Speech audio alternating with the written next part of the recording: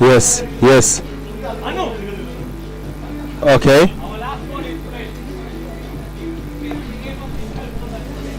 Okay, okay. Okay, okay, okay. Yes, yes, yes. As we speak.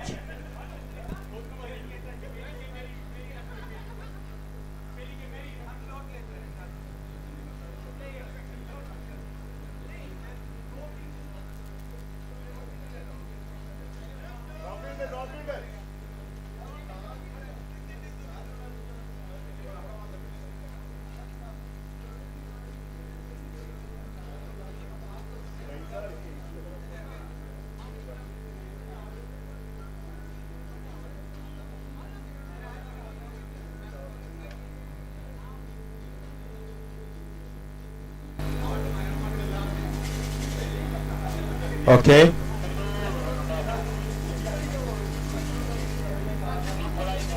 Okay, okay, okay, Okay, okay, okay, okay, okay, okay, okay, okay. okay, okay. Yes, as we speak right now.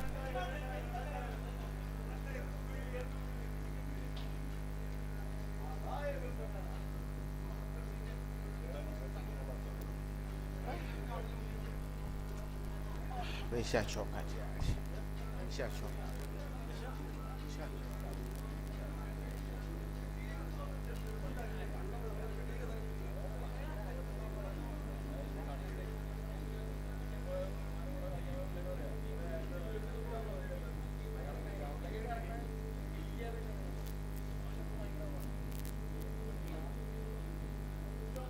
Sio kwa data.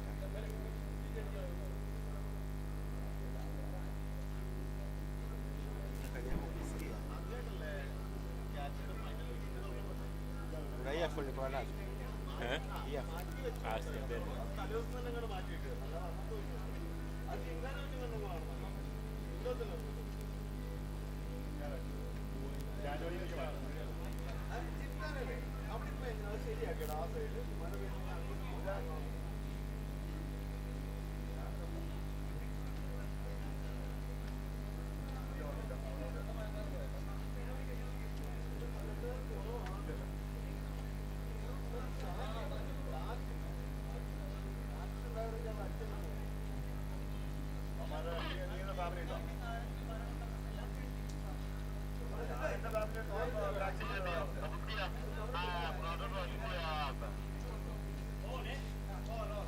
Yes, yes,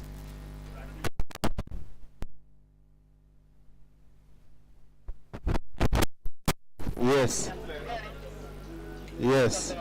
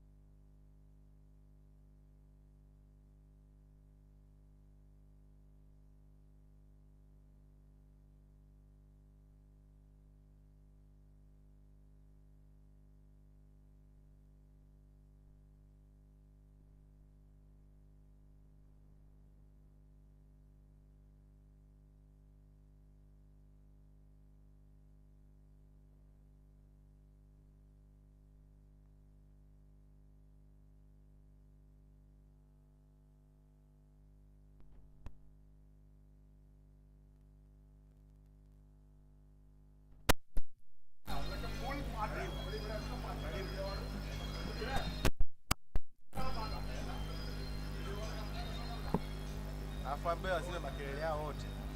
Wasiwe mzee. Jamaa.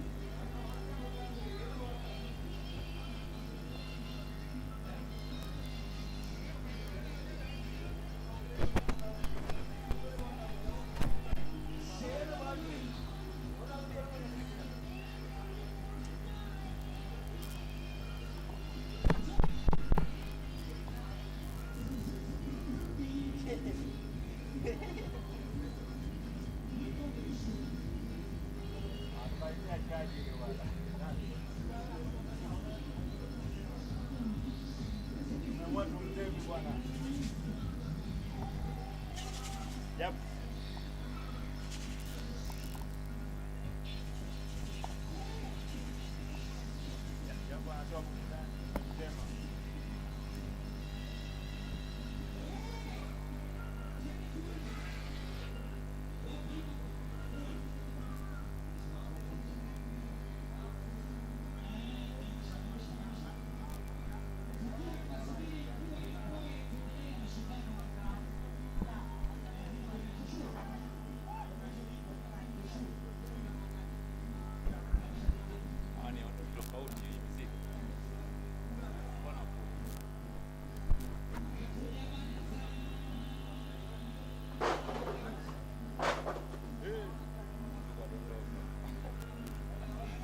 Kamwagika kama alivyo.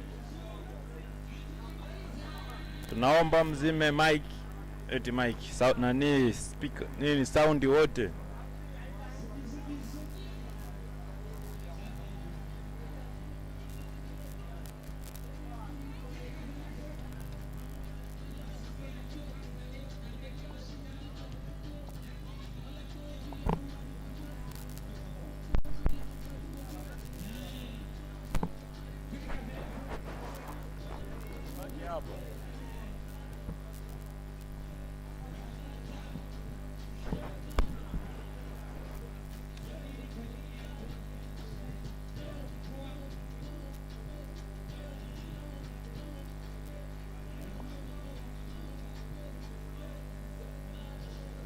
Labda rudi nyuma.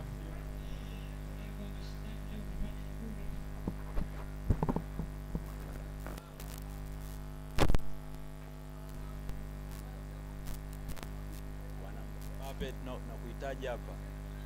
Mbappe nakuhitaji Mbappe.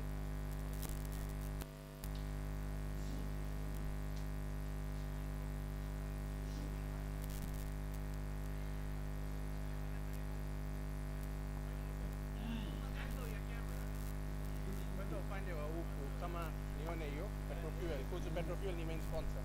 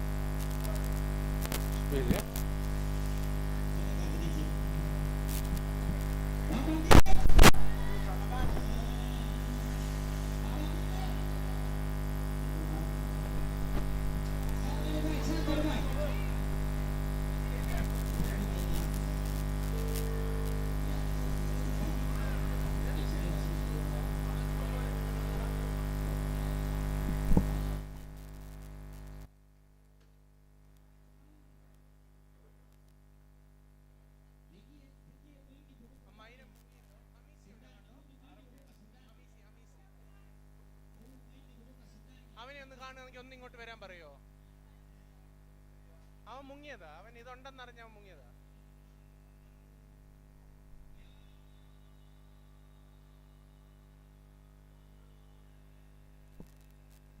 Natafuta huyo jamaa atakuja sasa hivi. Huyo nini CEO wa TPA chama cha cricket.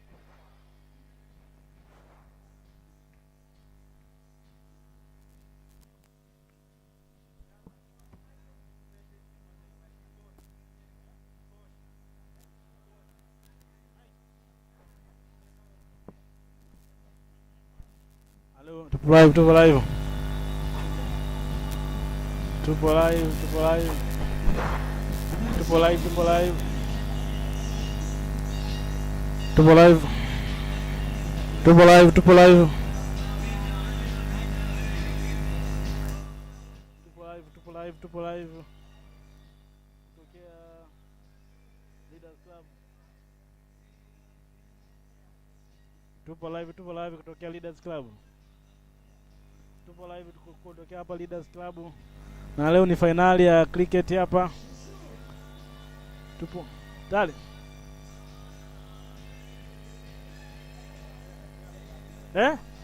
Halo. Halo, halo, halo. Halo. Tupo live, tupo live.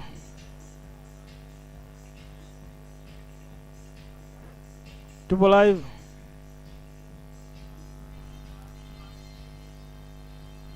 Tupo live.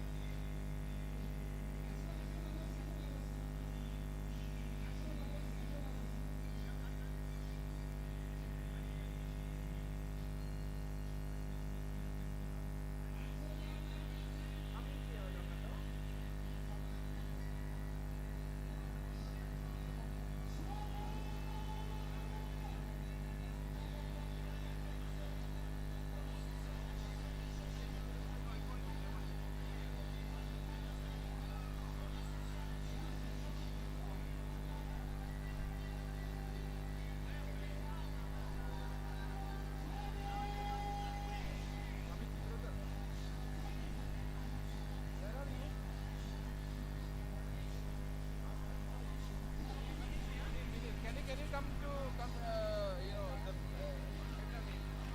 one minute. Yo, where are you?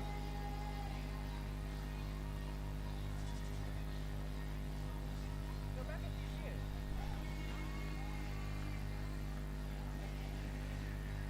Yeah. They have fixed everything. Yeah.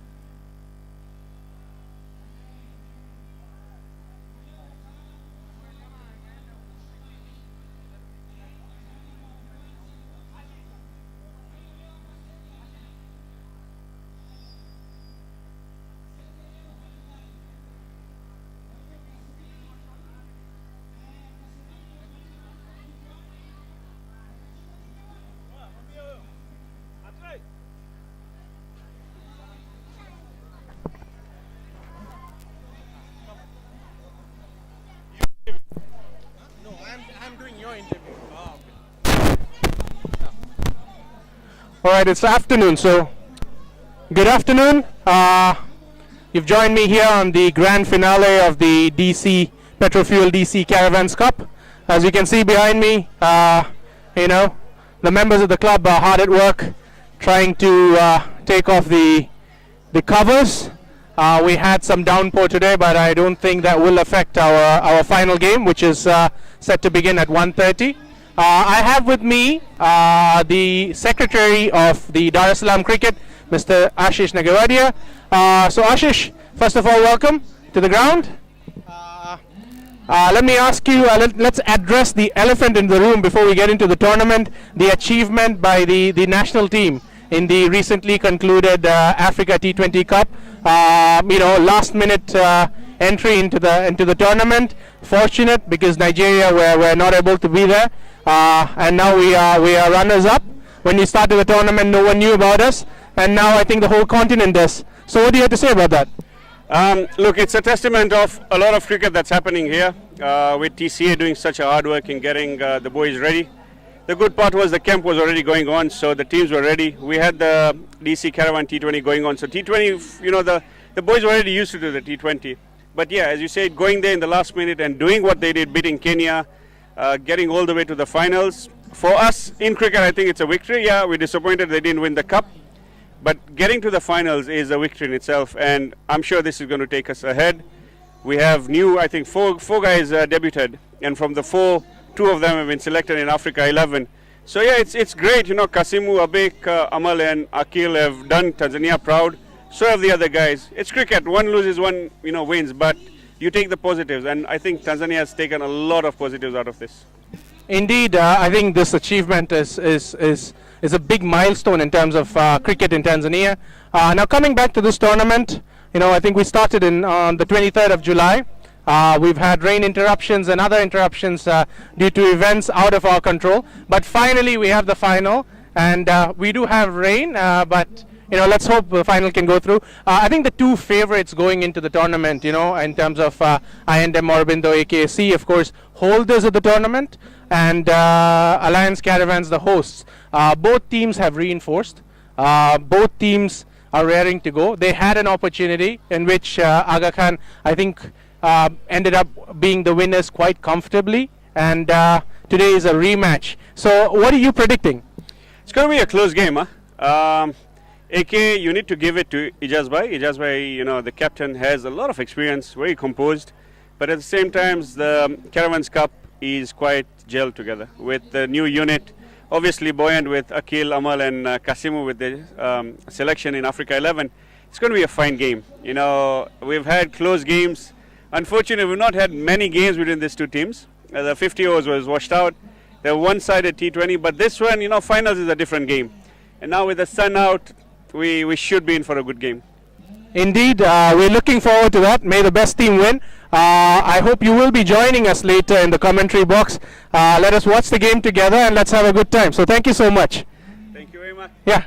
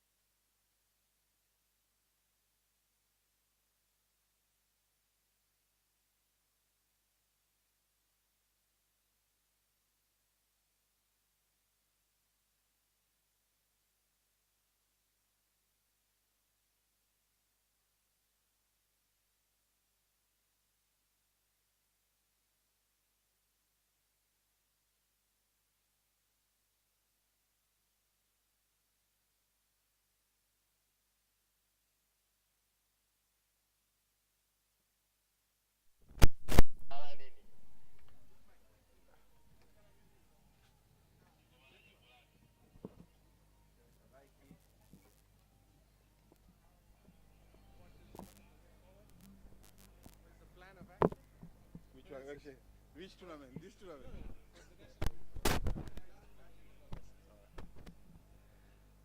Okay, good afternoon and welcome again. I have with me the Chief Executive Officer of the Tanzania Cricket Association, Mr. Hamisi Abdallah.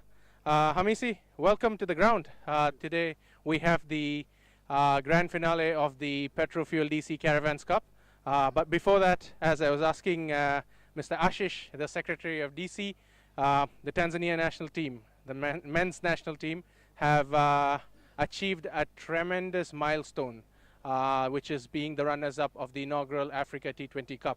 As the CEO, a former captain, a player of the national team, as well as an influential figure in the cricket fraternity in Tanzania.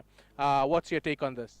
Yeah, I think it's a big step for Tanzania cricket because now we are trying to build up the new team, and then if you see that for the last 2-3 years we've been playing very well, and then also we are going up. So the idea is to climb the ladder ranking wise, and then now we see that we've got few changes in our team, so youngsters are in, and then also to go up. So the plan is up to next year we'll be on that, because for the tournament which we played now in South Africa, we have achieved the ranking, so we were on 34 before we went, but still it was a late call, but still we went there and we did well. No, as you rightly said, it was a very, we are very fortunate. Maybe the misfortune of Nigeria has worked in our favor. When we went into the tournament, not a lot of people even knew about cricket in Tanzania or our players. But towards the final, they were referring to our players as if they were superstars in their own right. So I think it has worked towards motivating the players as well. What is your plan for the future of Tanzania cricket? I think we are now at 31st ranking. 30th onwards means we qualify for one-day international tournaments. So what's your plan going forward? I mean, the plan now is to try to play the high-ranking team as much as we can, and then because now we have finished in South Africa, and then also in South Africa we are supposed to be there, but luckily on the reason which we can't say that here because we didn't get, but still, and as East Africa, we Kenya and Uganda, we deserve to be there. So we thank for that, for the ACA to put us on top. And so now the plan is to go forward, and then also we have the coming tour, which is next month. We'll be playing Oman, Saudi Arabia, because these are top countries which are high ranking. So because up to next year April they are going to measure the ranking. So we got this tournament coming in October 28 till 6 November, and then we got sub-regional. So the idea is now to train very hard to see where we went wrong for this tournament, and then also if we can come good and beat one or two high-ranking team, then next year hopefully we'll be in the top 30s. This tournament, of course, paved way for a new bunch of youngsters that made their way into the tournament. Of course, playing an influential role. But what we could see is that even though this was Africa T20, 3 out of the 4 teams that made it to the semi-finals are East African.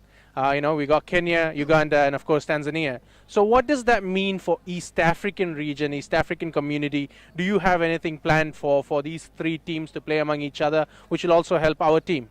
Yeah, this is one of the plan now, because we have just, when we went to South Africa, we had a meeting with other leaders from East Africa. So what we thought that East Africa are very strong, so it's a time now to have our internal tournament, because this is how we start. When we start playing cricket, it was East Africa every year. Every 2 months we play, starting from under 15 and above. So this is one of the ideas that we said that now we need to start playing. So this year in December, we are going to have a same tournament. We, Kenya, Rwanda, and Uganda. Okay, I won't keep you for much longer. Just one more question regarding that, and then we'll get into this tournament. Now, one of the milestones we achieved is the fact that 4 of our players have have been selected to represent Africa 11, namely Abhik, Kasim, Amal, and Akhil. And of course, we have Abhik, who's been selected as the captain of Africa 11. I think this is a tremendous milestone for the country. How do you view this? I think this is another big step that we did, and then also everything has come into the performance that we show for the last 5 matches that we play in there. So because we went there and then everybody was thinking that Kenya and Uganda, but seriously when we went there, we just decided ourselves that guys, there's nothing to worry, let's go there, let's play our cricket. So we back ourselves and then we play cricket. So I mean, everything that comes of our 4 players selected in the Africa team, it was a good performance that we show for the last 5 matches. I think, yeah, they were good. So they deserve it. Okay, now coming back to this tournament, of course, you have been a part of this tournament when you used to be in your playing days, playing for Caravans. You have even lifted the trophy. Today, of course, we have Alliance Caravans and I&M Aurobindo AKSE. Who do you think is going to lift the cup? Yeah, what I think it's always a better day for the better team to play, because you can't just predict. Both the teams which are going to the final are a very good team, and then also they work hard to be in the final. And then to me, this is one of the best tournament which is organized every single year, and then also it's a part of the development for our country in cricket. So we just keep on doing it and keep on pushing every year, and it's going to be very big. So we liked it. Okay, thank you very much. I know you are very camera shy, but you've spent quite a bit of time with us. Thank you so much. I hope you enjoy the rest of your day. It was a very diplomatic answer from you towards the end, but I hope when it comes to the final, you'll be supporting one team. Thank you so much. Yeah. So that's it. We had Mr. Hamisi Abdallah with us right now. As you can see, they're still getting the ground ready. There has been a rain, and we had some water entering, but the pitch and the facilities look good. We will be proceeding as planned. 1:30 is the game start, and 1 o'clock is when we anticipate the toss to be. So stay tuned, and we'll have a few more interviews lined up for you.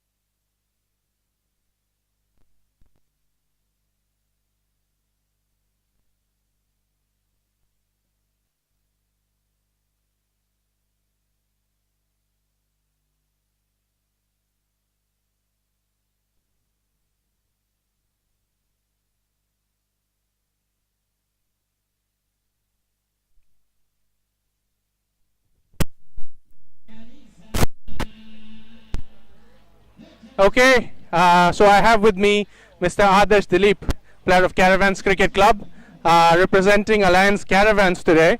Very new to the cricket scene in Tanzania. It's been what, 9 months since you have joined. First off, what's your experience and what's your take on cricket in Tanzania?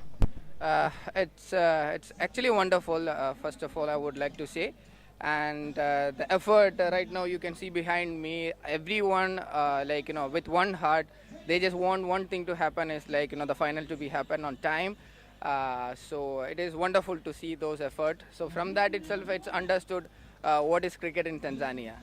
So thank you for that. Okay, now this tournament, you have of course experience of playing in India, coming to Tanzania. I'm sure you had no idea about how cricket scene is here, but you've come here, you have participated in tournaments that are conducted by the Tanzania Cricket Association, under the aegis of Dar es Salaam Cricket, as well as private tournaments such as these. How do you think cricket is developing in this country, and what do you think can happen to improve the quality?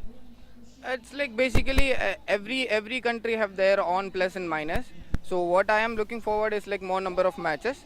If there are more number of matches, obviously Tanzania as well as a country will develop more, and there are so many people to support it, as well as Petro Fuel, Zania Bank, so many color flags. Everyone is supporting us. So there are a lot of sponsors that can support us, but only thing is that we should organize more matches. So that will be an opportunity for each and every player to play and come forward in their future actually. So that's pretty much it. I know you have your preparations and everything for the final. Good luck. I hope you come home with the trophy. Yeah. Thank you for spending some time with us, and then I'll look forward to seeing you perform on the ground. You are a stylish player, so I look for some stylish wickets and stylish catches, and maybe some stylish shots as well. So good luck and all the best. Yeah. All right. That was Adarsh Dilip, player of Alliance Caravans. We are trying to get a hold of Mr. Jiten Pratap Singh, who did represent the Tanzania national team in the Africa Cup, and he will be playing for Caravans as well today. So stay tuned. We have a few more interviews before the eventual start of the game.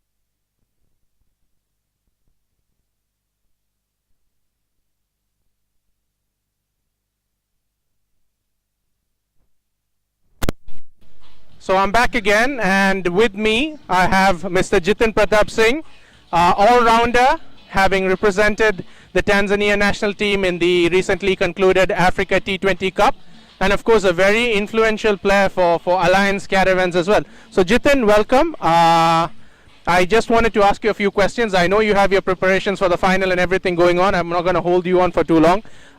First and foremost, share with us your experience having represented the national team in this inaugural Africa T20 Cup. we did have a tremendous achievement having reached the finals. Unlucky, unfortunate to not have won there, but you know, when you look at the circumstances, we were lucky to be selected for the tournament, and we sort of shocked everyone, surprised everyone, and you know, increased the reach of Tanzania cricket, the brand name across the globe. So how was your experience? See, my experience was extremely good, of course, playing at such a level we played. It was a great experience for me and for the whole team. And the kind of exposure which we got and the kind of media coverage and everything which was there, I'm sure our cricket, the brand of cricket Tanzania has been playing for some time now, actually reached the globe. And I have heard that the viewership was in addition to 800 million. So which means if you see, you know, more than 10% of the world has seen us play. And what I have heard is that a lot of people are talking about the kind of cricket which we are playing. And it was a lucky late entry for us. We were the last one to get in, but for sure, you know, we were the second last to come out. So it is a great achievement. And to me and to the whole team, it has given a lot of confidence to ourselves as well, because we have tested ourselves at that kind of a level for the first time. And it has, in a way, made us believe that, you know, if we put few other things, few more things in right places, it looks that we can actually make it at the highest level as well. So it is a very big confidence booster for us as well as players. Okay, now you, even though you look young, you've been part of the national team for a very long time. You know, you have seen the different phases of cricket. What do you think about the phase we are in now? It can be, maybe can it be referred to as the golden generation of this national team? And what is the outlook looking forward? What is it that you predict for the future of Tanzania cricket? See, I would say I really do hope that it is not the golden generation, it's just the start. So golden generation should be ahead of us as of now. But yes, as far as trajectory, you know, it is looking really great. And I would say this whole process started a couple of years ago when our coach Steve Tikolo joined us, as well as the new management which came in. So both these guys, they really put hands together and started working on some of the things on the ground, which have started bearing the fruits now. But since cricket is such a game where it takes a lot of time to develop, it's a very slow developing game. And I would say we are still very young in terms of our preparations to the things. And I think this should continue for next 5 years, and then I see great things happening to Tanzanian cricket. So the important thing is what we should not really miss out here is it is just a start, and that's exactly how we should take it. And we should not get tired of the efforts which have been going in the last couple of years. We should just continue with the same pace or maybe better with that. You know, and then I see Tanzanian cricket going into the right direction. Slow and steady wins the race indeed. So, you know, coming back to this tournament, you've been part of this tournament for a very long time. You've also lifted this this title. Earlier this season, you were, you know, the Division A 50 over winners as well. Today, there is a very good opportunity to clinch this title, making Caravans the first team to win it 3 times in a row. But facing you is Aurobindo AKSC. You did face them earlier in the tournament, in the first qualifier. Unfortunate to have lost there, but I'm sure you've learned your lesson from there. What is your outlook on today's game? How do you see it going? See, we are not going to, honestly, we do not see doing anything very differently. It's just that whatever we do, we need to do those things right, in the right manner. And we know AKSC has been one of the most consistent teams in the local leagues for many years, and they are one of the really balanced teams if you look at them. But then if you look at Caravans as well, we also have a lot of firepower, right balance in terms of batting, bowling, and our spin department is great, which suits to the kind of pitches we really play on here. So I see winning or losing, to me, as far as personally I'm concerned, just part of the game. It's about the kind of cricket which you play and the kind of process which you follow. Because winning is just, for me, it has always been the byproduct which comes out of the, doing a lot of things right on the ground on that particular day. So it's a very day thing, especially in a T20 format. I would say it's not even a day thing, it's few hours thing. So if you execute those things well, there is no way the results will take care of themselves. And that's exactly how we would like to approach this final. We would not like to tell our boys that this is finals and all those big things, which generally happens. So we will try to keep the nerves calm as far as the dressing room is concerned. And we know we have the capability to turn the things around. Very good, very positive, encouraging words as well for the youngsters who will be watching. Anyway, thank you so much for your time. All the very best, and may the best team win. Yeah, we had with us Mr. Jiten Pratap Singh, Tanzania national team player and player of Alliance Caravans today. Catch him in action in our final between Alliance Caravans and I&M Aurobindo AKSC.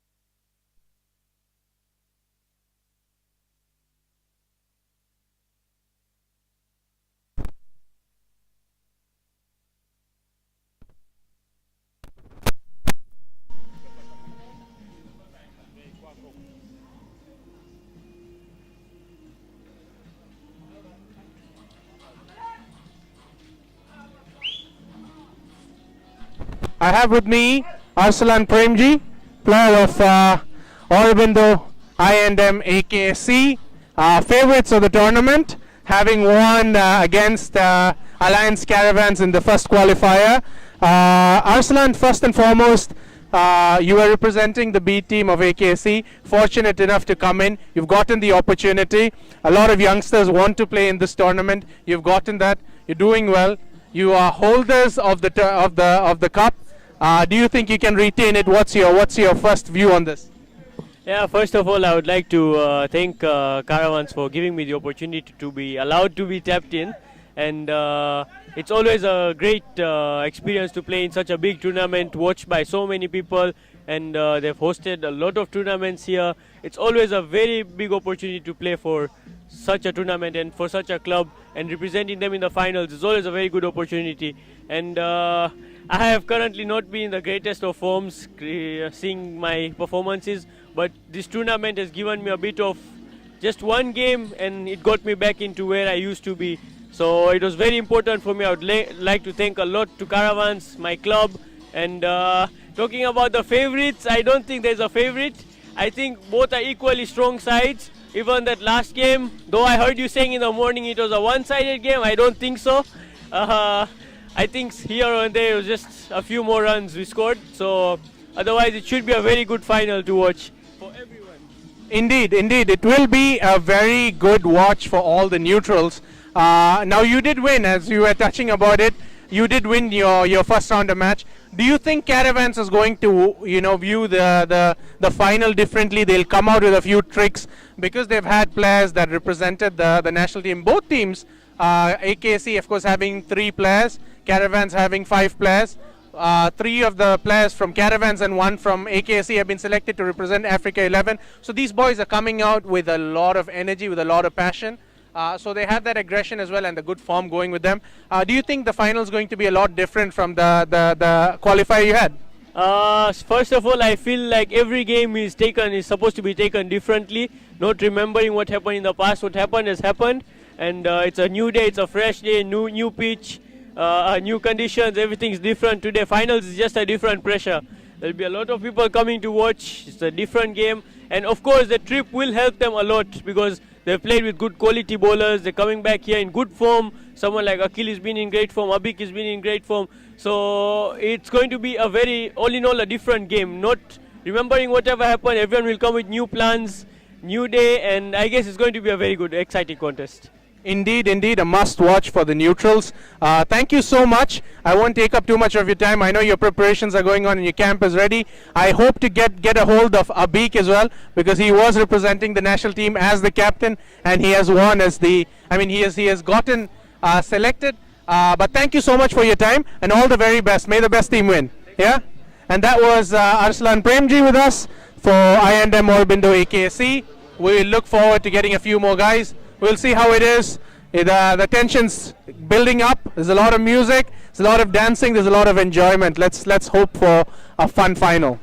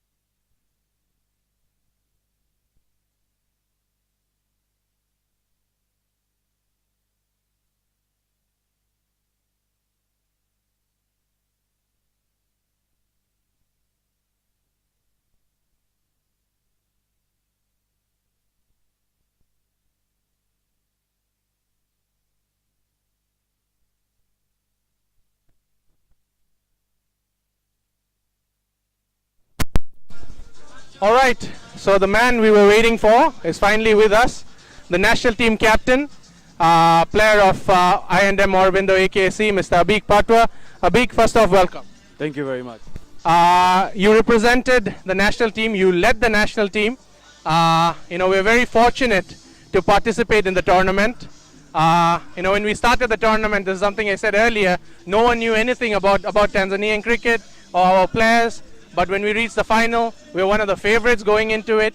We defeated our rivals, Kenya, in the process. Quite unfortunate not to come home with the winners, but I think you have really helped in increasing the reach of Tanzania cricket. So share with us your experience of participating in such a tournament and reaching such a huge milestone.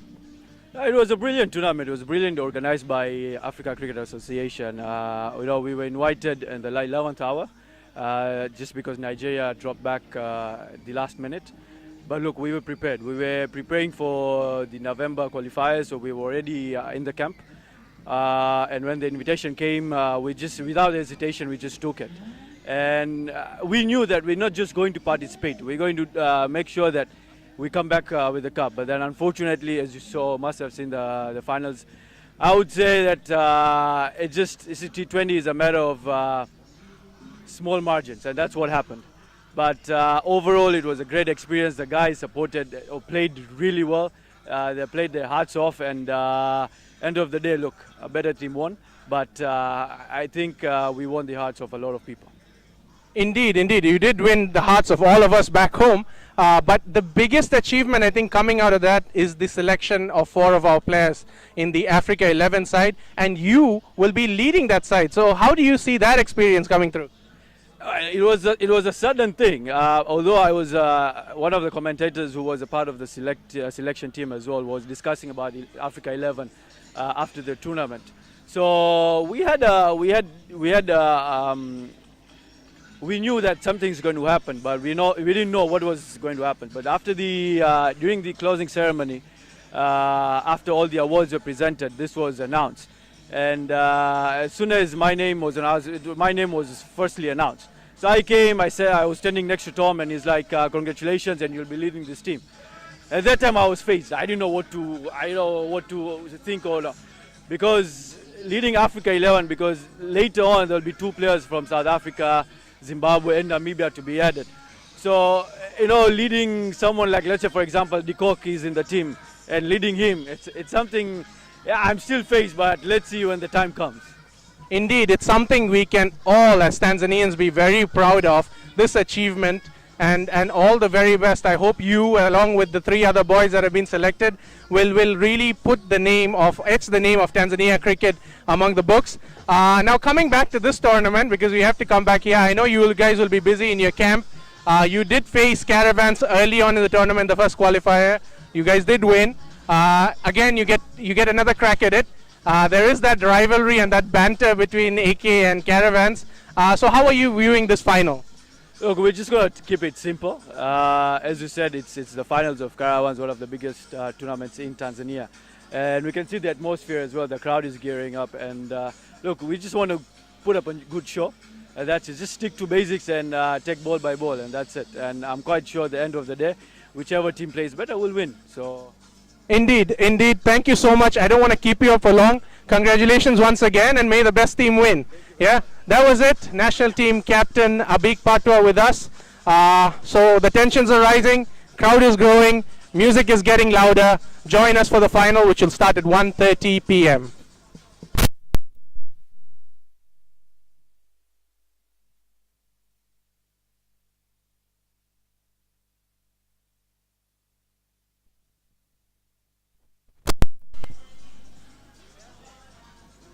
Okay, I have with me another individual I was looking to get a hold of.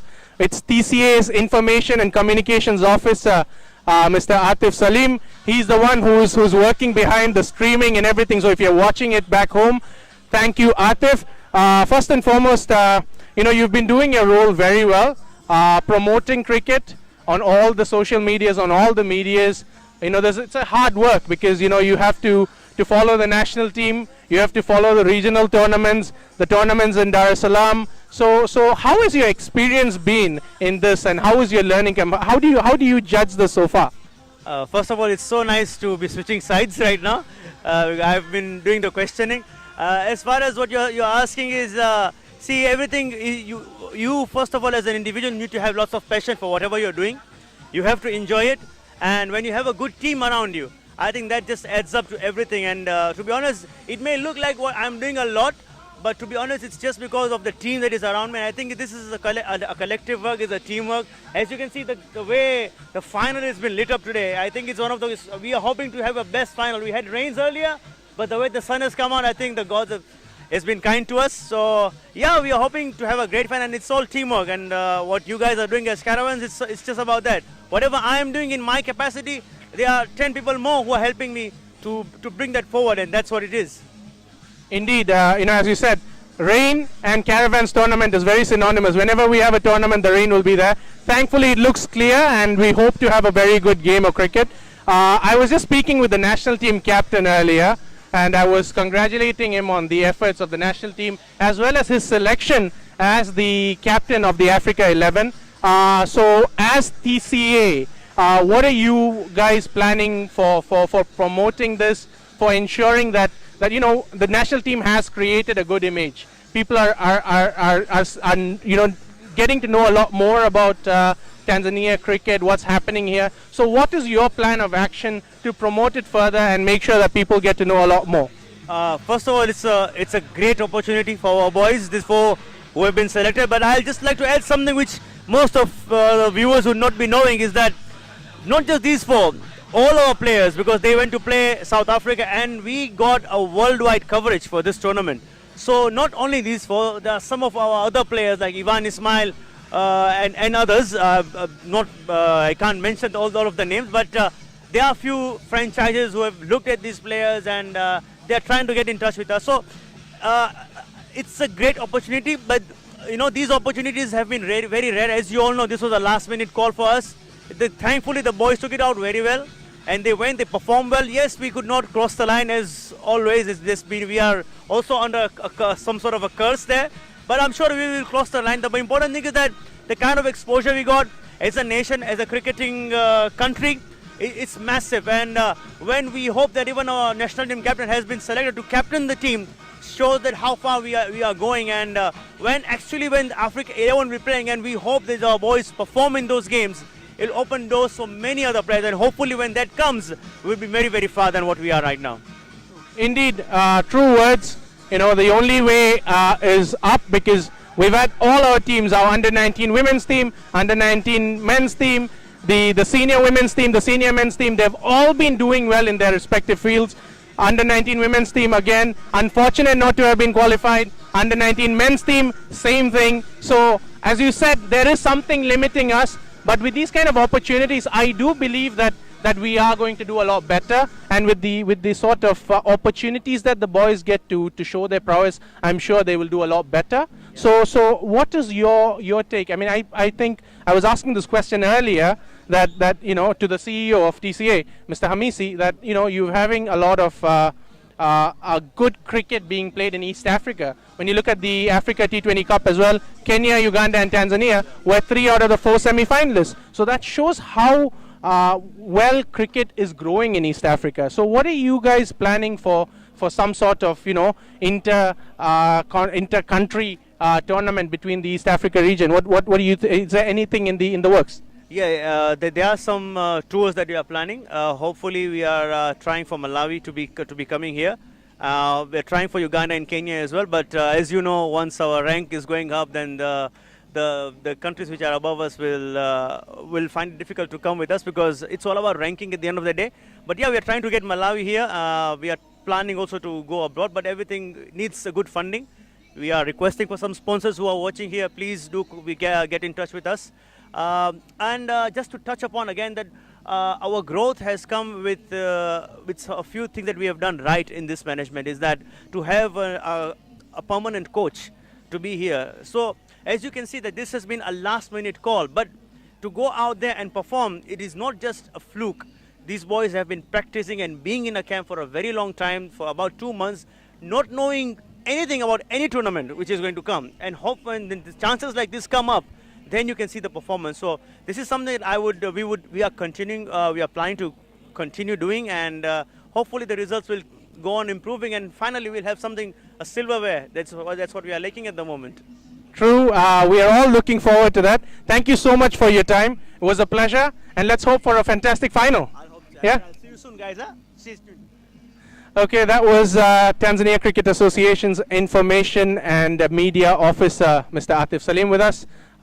We have the team hurdle joining us, so we can see that you know, things are heating up. We will be having the toss shortly, and we shall see who triumphs.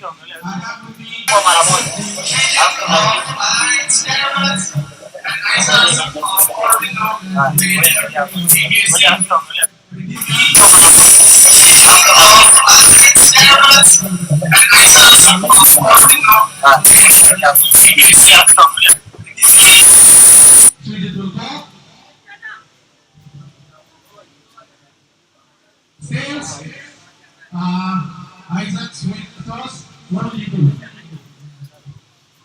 So the news from the center is that I&M Orbindo AKC have won, and I believe.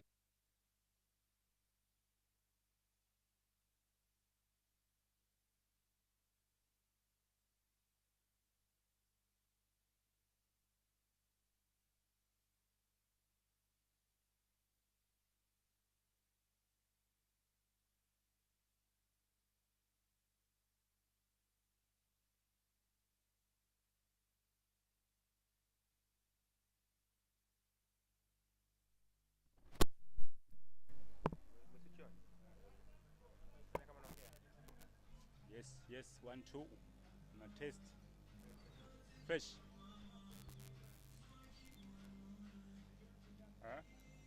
Apple.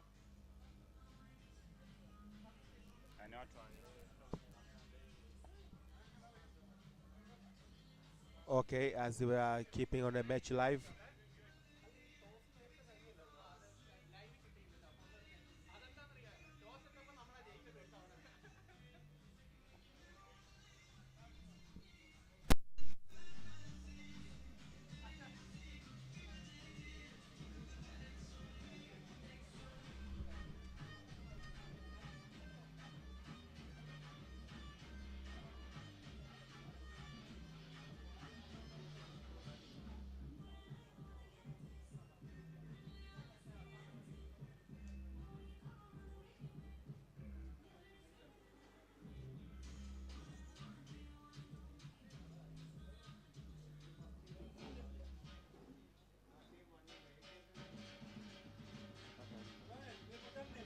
Zinatosha sasa.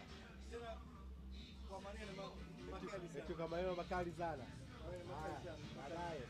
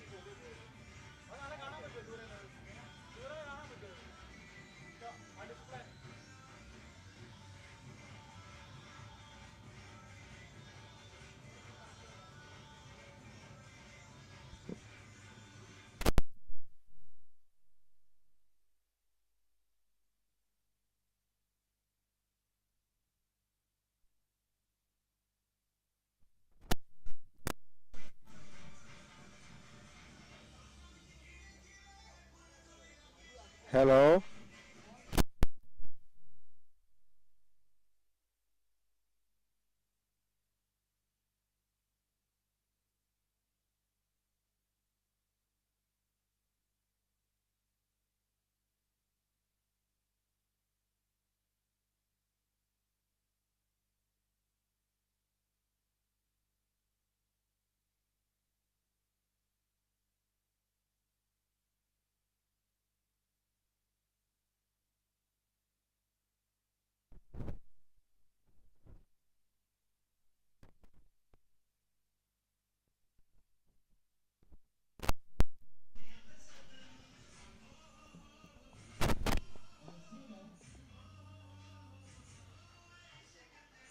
Good afternoon and welcome to this grand finale of the Petrofuel DC Caravans Cup match between I&M Aurobindo AKC, the holders, and Alliance Caravans, the hosts. The news from the center is that I&M Aurobindo AKC have won the toss and have elected to bat first, and it's the same as they did in the first qualifier as well when these two sides met. AKSC, of course, triumphant on that occasion. I have with me Mr. Ashish Nagavadia, the Secretary of Dar es Salaam Cricket. So welcome, Ashish. Thank you, Adi. I can see you catching your breath. It's been a frantic day over here. The rains, but now everything is clear. I think it was quite clear that AK, whoever won was going to go for batting. Probably being a final. You want runs on the board. And it's going to be interesting how people play out, because remember, majority of the top players have just got back on Saturday night or Saturday early morning. So they look a bit tired. I just had a chat with a few of the guys and they do look drained out. So it's going to be nice to see how they come in. You've obviously into the executive committee that does the organizing of this. It's a different slot of the year this time for you guys. Understanding that this is the biggest T20 for the clubs, you were given the driest period to do. How do you think it's turned out for you? And well, the crowd's coming in. Where do you take it from here? No, as I was having the same chat early on in the day during our exhibition match. You know, we've been doing this, it's our 8th year now.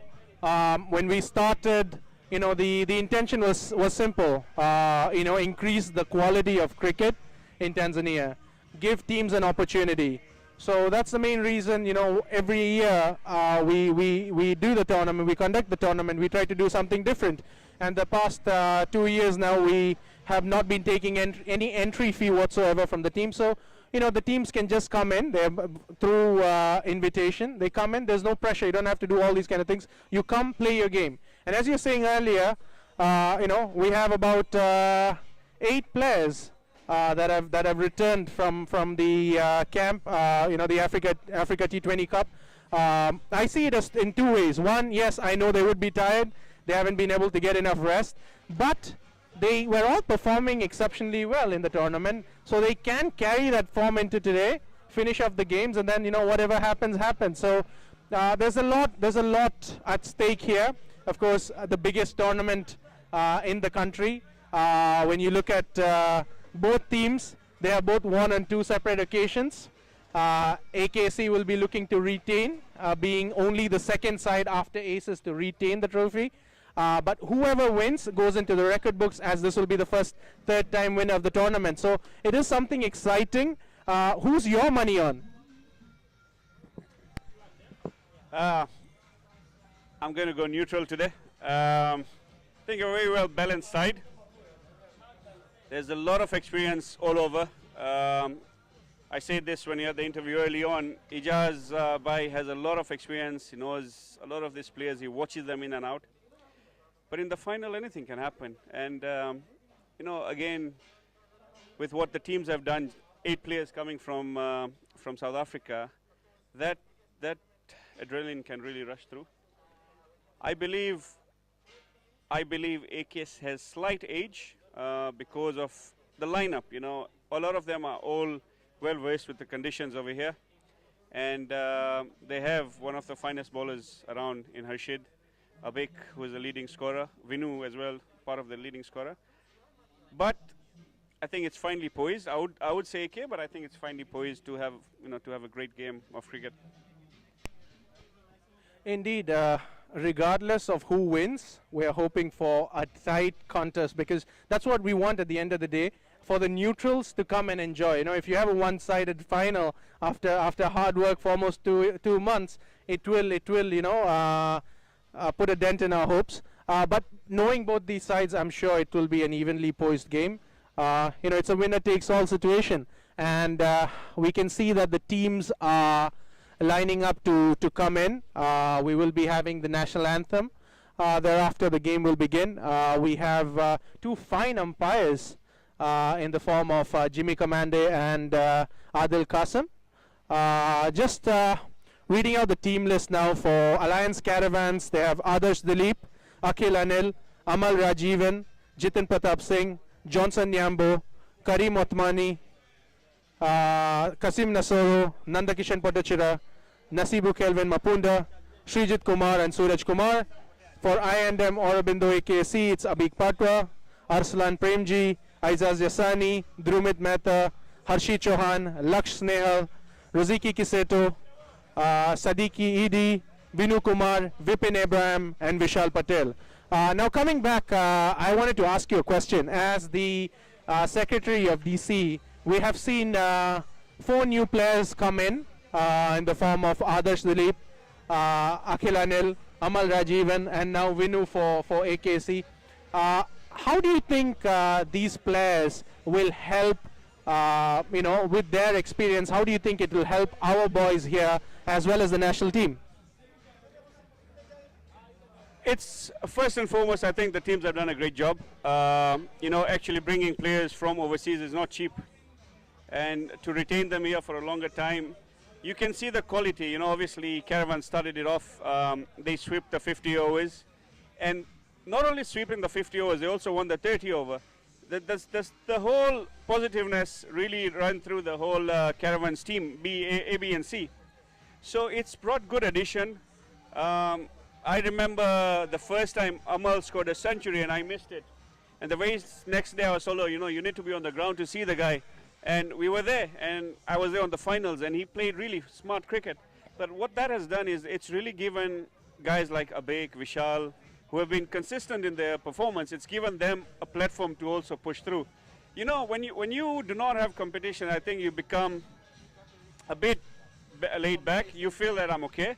But if you go to see all the players that really worked on their fitness, Vinu who's joined AK, we had a practice session going on, and we finished at 9:30, and we just see him change and starts doing, running around, and we're all looking and laughing around. The next thing we hear is Ijaz Bhai saying, "Hi, the entire team, let's go for that."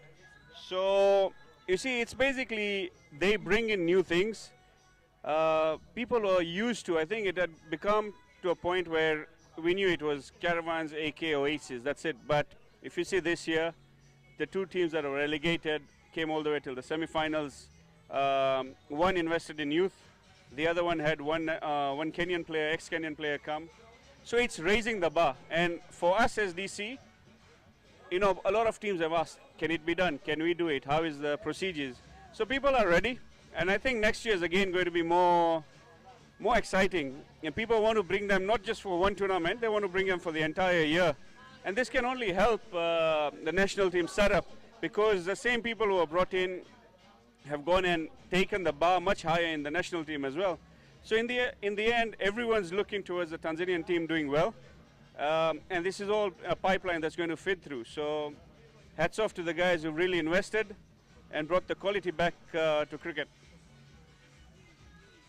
Indeed, it's been good. It's been it must be a challenge having 4 divisions play in just 4 grounds. And one thing you've had, the one biggest challenge you've had is the unavailability of grounds. After seeing how well the Tanzanian national team did on their tour, is there anything in the pipeline to increase the infrastructure that's available right now? Immediately, no.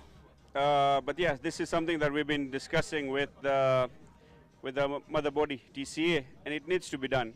I was in Nairobi the other day, and I just ran through one of the clubs, and they had a fixture list. There's a fixture for 6 months, right, throughout, and they've got 8 to 9 grounds to do that.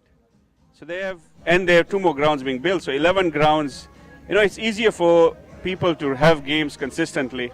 But with 39 teams, 4 grounds, it's a challenge.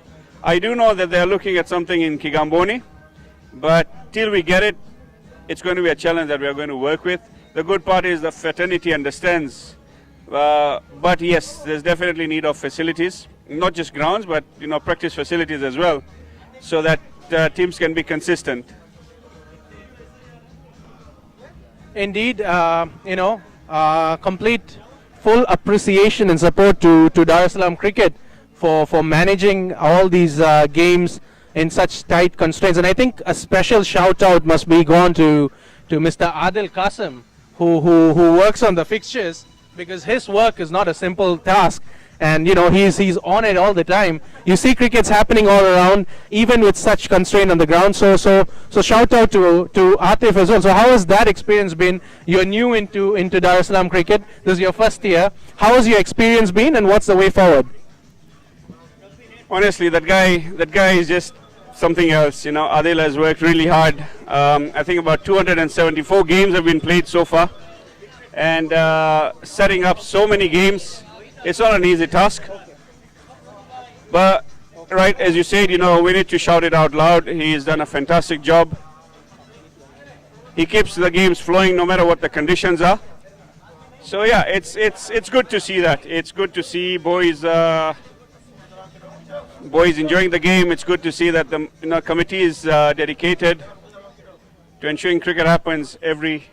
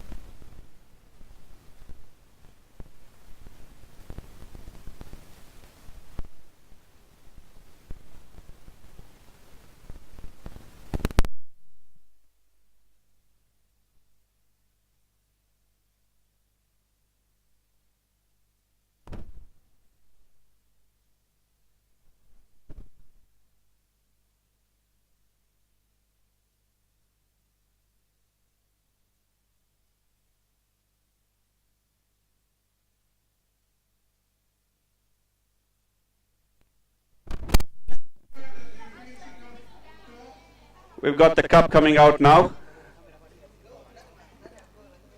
This is what the two teams will be fighting for. The DC Caravans Cup T20 2022.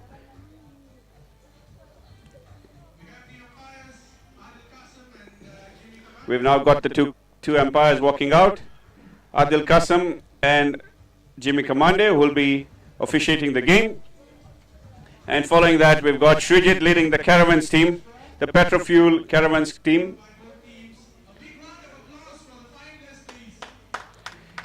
Srijit and Ajaz Jasani leading the two teams out.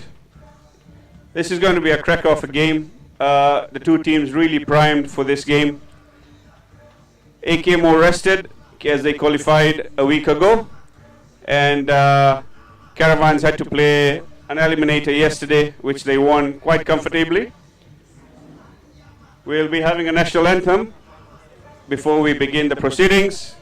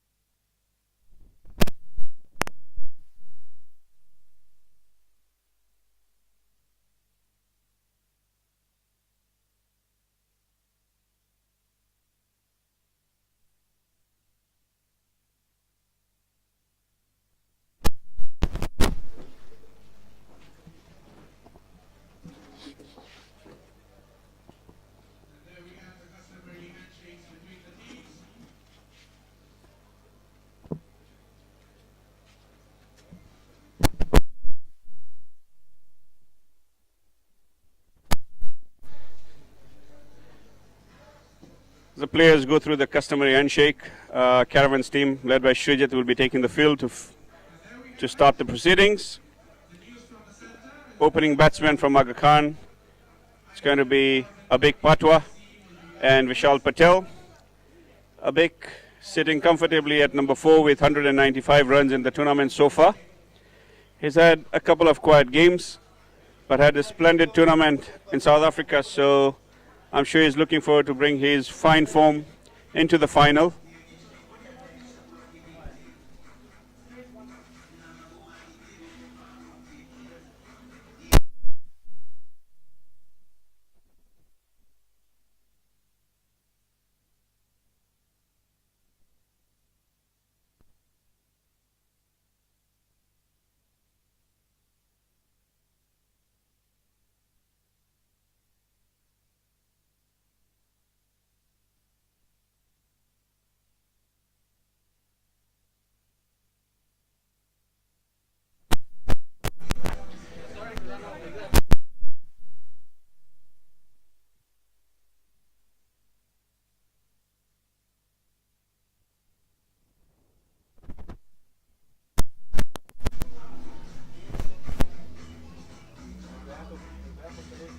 The umpires are in the middle.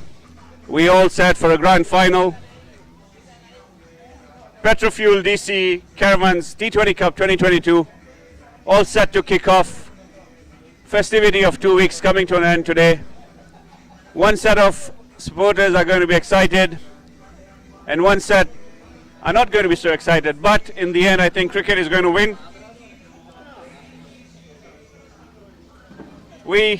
The commentators are all set. We've got the fine view. Srijit leading his team out now. Adi, how does it feel, the captain having 3 Africa 11 players in the lineup now?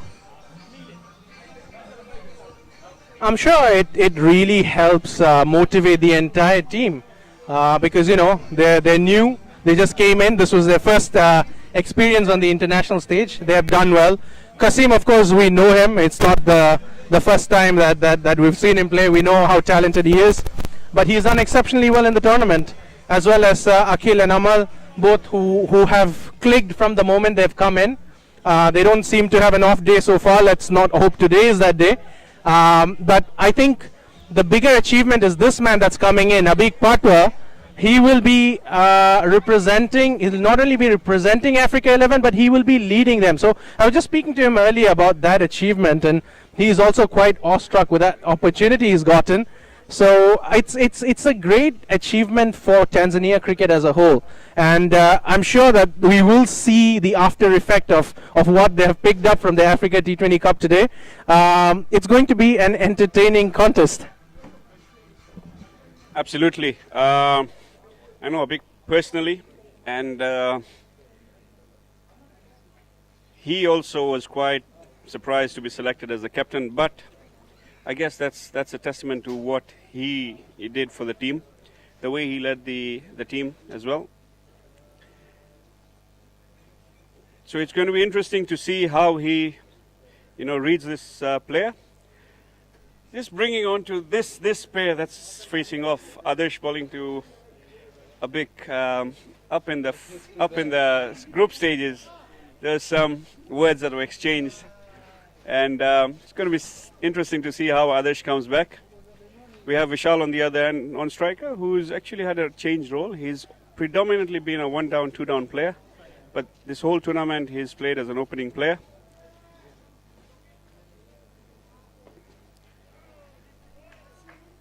First ball from Adarsh, Abik keeping it simple, probably just reading the conditions.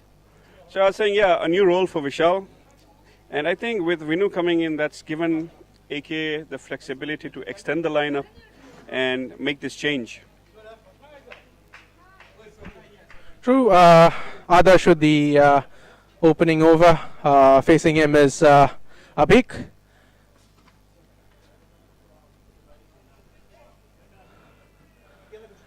We have to speak about the umpires. We have Jimmy Commander there. He's been a very entertaining figure. It's always nice to see umpires steal the limelight. It's a rare occurrence, but I think we've gotten that. We're quite lucky to witness that. What is your take on these two? I think they are the two best umpires that we have in the country right now. How do you see it? Interesting. Actually, we saw him in the knockout stages. We saw him umpiring, and he was not just entertaining the players, but also the crowd alike. And everyone was engaged. I think if you have umpires who do such things, it's good for the crowd as well, and the players alike. The players will be, quite up to it. They know the umpire is there, he's watching, and he does ensure that everything's controlled well. I believe it also helps the standards. A lot of youngsters are looking at him and what he's doing. Obviously, we have got the two best at the moment over here. So a lot of youngsters will be learning from them. Vishal now facing the first ball.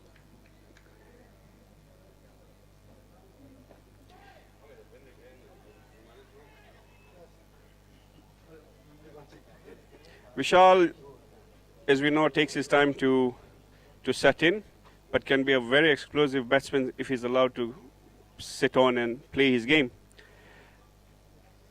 We've got a very different crowd today. Young foreigners, cool kids as well. So is this something that you guys have done, or?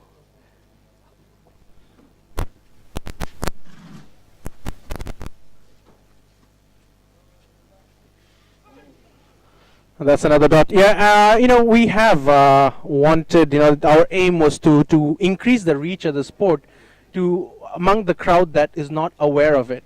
So throughout the course of the tournament, our sponsors as well as other, external parties, we've tried to get them involved, see what it is, show that there are opportunities in the sport.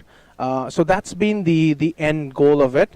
And even today, we've had school kids come in, and as you said earlier, some of the representatives of the sponsors as well that has come in. The whole purpose is to ensure that they are aware of what we're doing, what cricket is, and how good the level of cricket in Tanzania is. And with that, we come to the end of the first over. There's just been a single of it.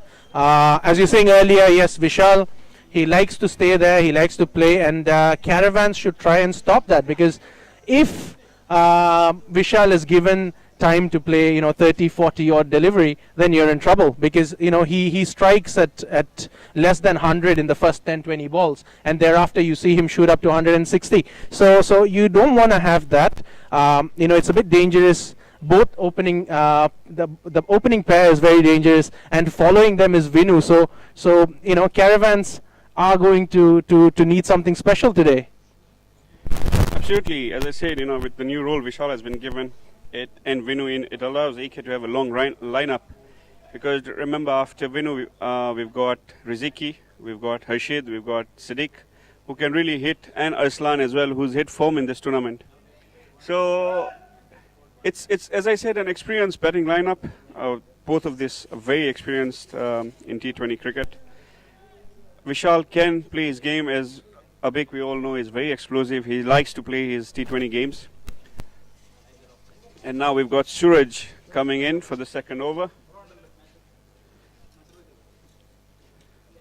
Starts with a slow ball, and that's a 4 from Abik. Anything short to this man is going to punish you. He's going to punish you. He's seen this probably faster in South Africa just a couple of days back. So Suraj will have to have his line correct to this man. You would want to have both sides. Adarsh gave a very tight over of one run, and Suraj starting off with a 4, which now puts the pressure on the bowler.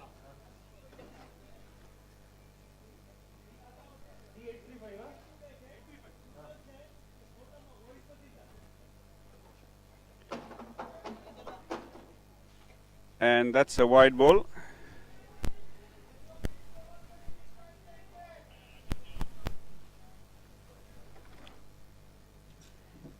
Suraj trying to get his line right. Anything full, Abik's going to drive him. Anything short, he's going to pull him. That was a good ball.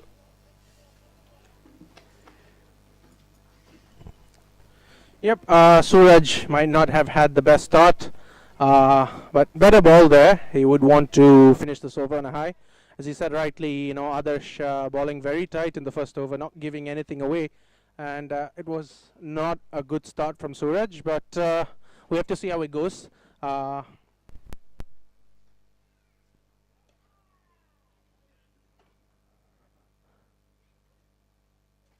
that goes to the third man. It's another single picked up. So Abik, he's been on good form. He did well in the final as well.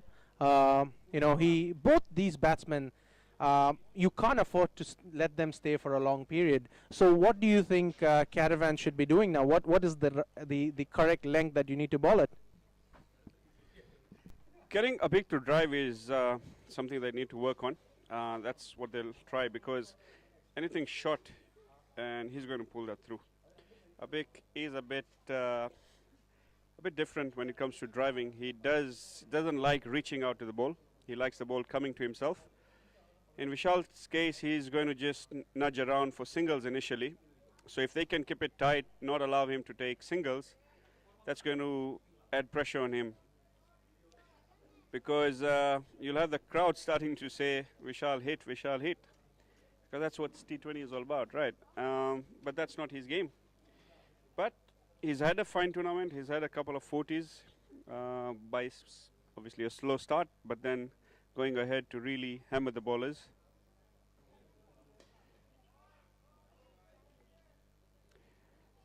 Not getting his shots at the moment. You can see Abik just telling him to calm down, look around for singles first, and not to try anything fancy, because if these two can stay, that's a very good partnership.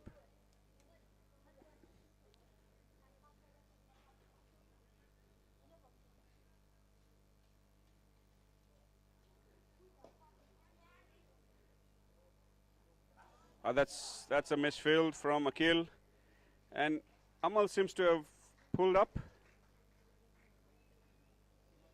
Amal seems to be. Oh, both right. This looks like it, yeah, because Abik was tired. I met him yesterday and he was really exhausted. Amal actually was carrying an injury. I think in one of the games he was limping when he was batting. So these are the two finest batsmen in Dar es Salaam at the moment who are limping around.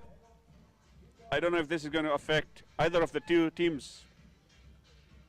And that takes me back to the game we had at in South Africa, where I remember the commentators were asking whether playing Amal was the right thing to do, but Abik was very, very clear on that. Amal wanted to play, and that shows the quality that these guys have. Regardless of whether they're injured or not, they want to play. They're raring to go, and that shows exactly why they're here today at this level. So Adarsh coming in. I'll come back to that shortly. That's a beauty from Abik. Adarsh pitching it up, and Abik just going full flow for a 4. A few shots like this, and I'm telling you, the crowd's going to be worked up. Yes, I think playing for a national team is a sense of pride, and it shows that the boys are so passionate about playing for the shirt.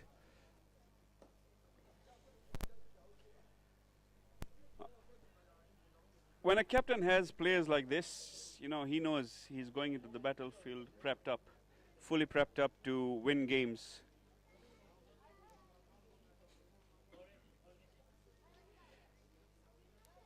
Adarsh coming in well, bowling nice and tight to Abik. That's a good comeback after a first ball 4. Some changes in the field. Amal does not look fine, you can see. He's at short covers. I think Caravan's just trying to limit his running around.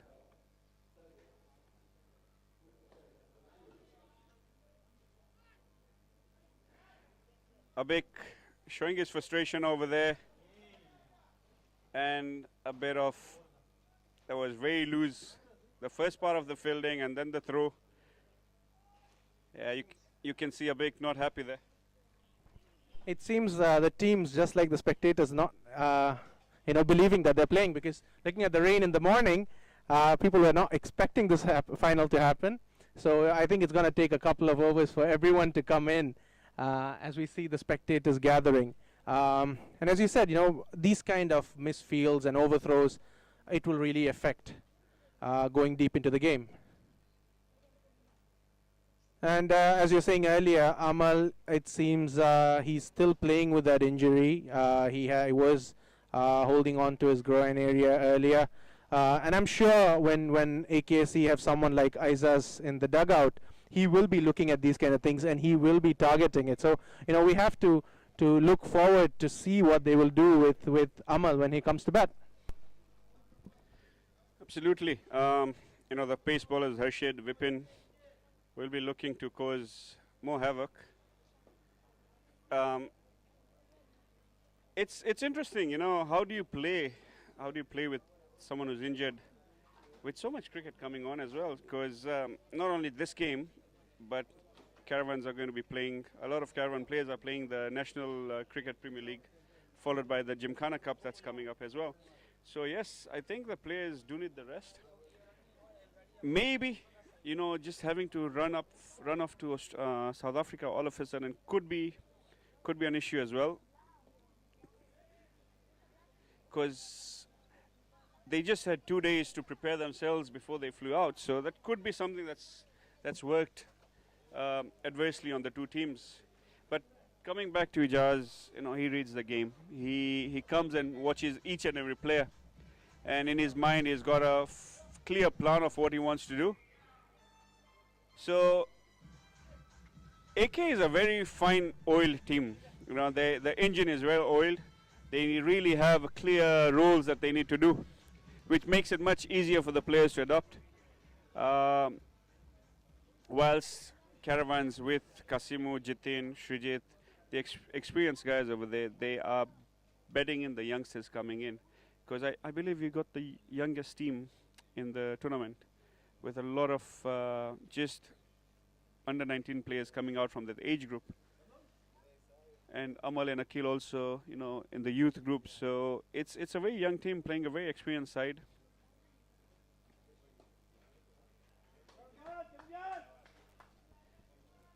Pushing for two there. Abik seems to be wanting to keep the scoreboard ticking. He will have to do this because Vishal has still not been able to hit much.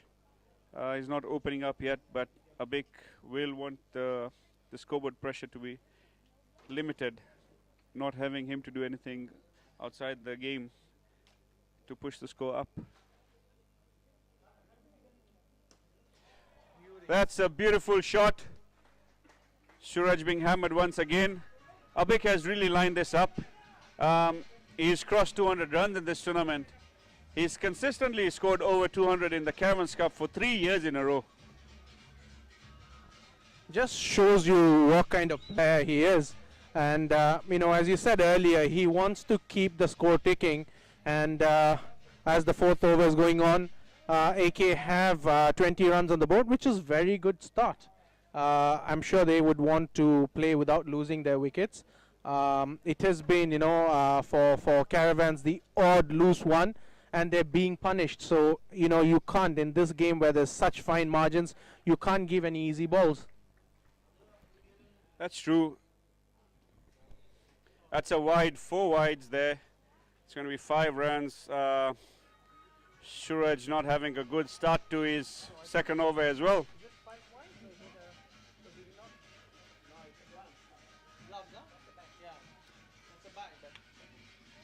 My apologies, that was a bye. Sorry, apologies again, it actually touched his bat. And Abik adding 4 more runs. We're sitting in a very awkward position, not able to see the shots, but we have to do our jobs. Absolutely, we do with the facilities we've got.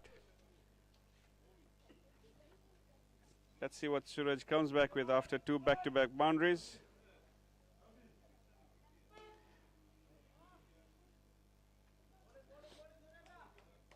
That was in the zone, but Abik not connecting it. The score at the moment is 24 for no loss. This is the third over going on. 3.4 done. And 2 balls to go.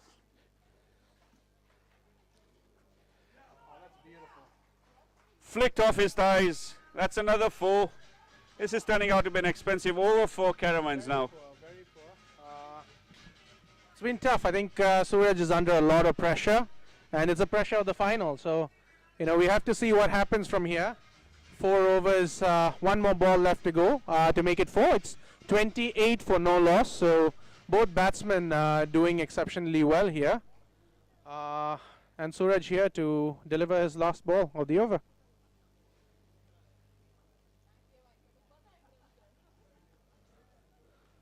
That's a wide, so we'll have to ball that again.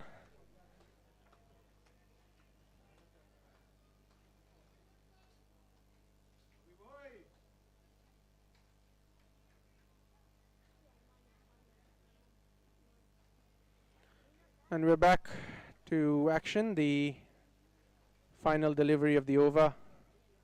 And the ball slipping out of his hands there. Everything that could go wrong is going wrong.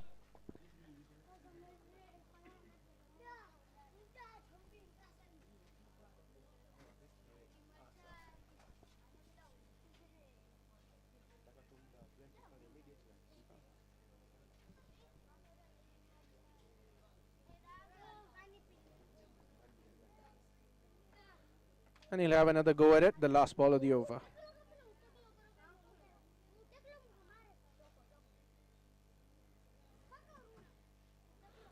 And that's a dot to finish the over. It's AKSC with 29 runs on the board. We'd like to take this opportunity to thank all the sponsors that have supported the Petrol Fuel DC Caravans Cup.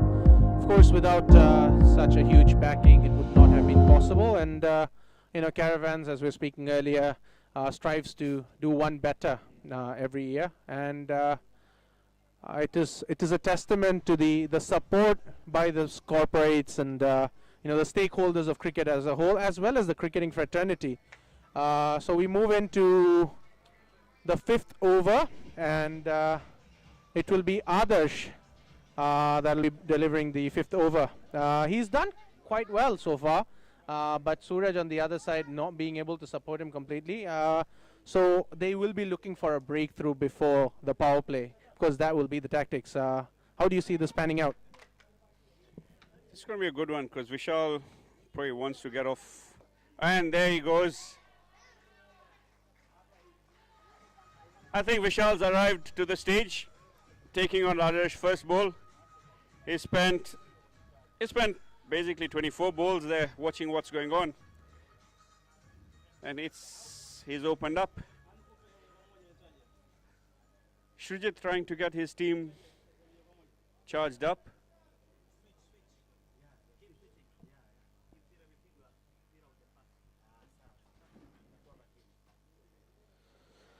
And one thing we need to speak about is the experience.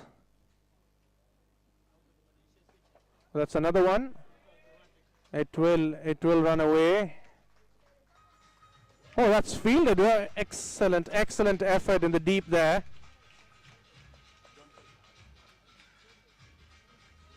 There's 2 runs coming off it. And I was talking earlier about the experience these two have, not just playing cricket, but playing with each other. They've been doing this for such a long time. And the understanding they'll be having, they're pretty much brothers in arms. So, you know, as you're saying, 10 years together. It's unbelievable. They were playing for Gymkhana earlier. They came to AKC.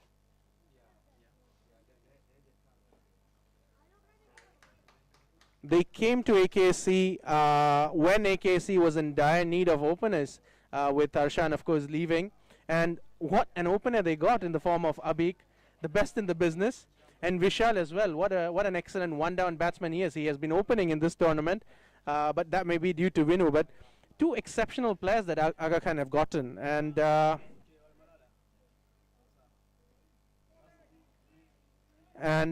know, I think that this has got to do with how you know, Aizaz runs this team as a well-oiled machine. You know, whenever there is a gap to be filled, he finds the best replacement to fill it. So it is a very good team. When you look at bowling, when you look at batting, when you look at fielding, the three elements are so well done by Aga Khan. Adarsh coming in. That's a wide ball. And there we go. We see the antics of Jimmy Kamande, as we spoke earlier. He's a pleasure to watch. It's right, having everyone knowing their role and matured cricketers now, right? These guys have been seasoned cricketers. They know what they need to do. And I've never seen him, because I play for AK, I've never seen him lose the concept, right? He's left it simple. He's kept it simple for the players. He's told them what he wants of them. Taking a sharp single there. So yes, if you got a captain who's got a very clear vision of what he wants to achieve, it makes it much easier for the players to execute that. He's given the freedom to Abik to do what he wants, and the experiment with Vishal turning out to be a good one for AK as a whole.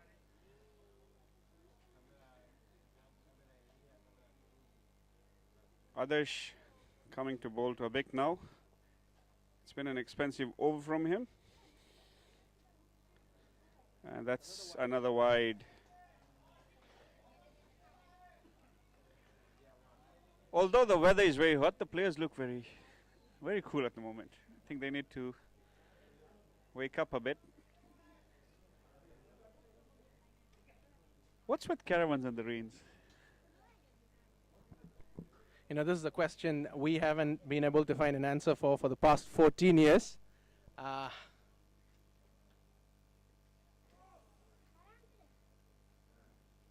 And that's the end of this over. No, it's something I was discussing about with several others that came and asked me the same question.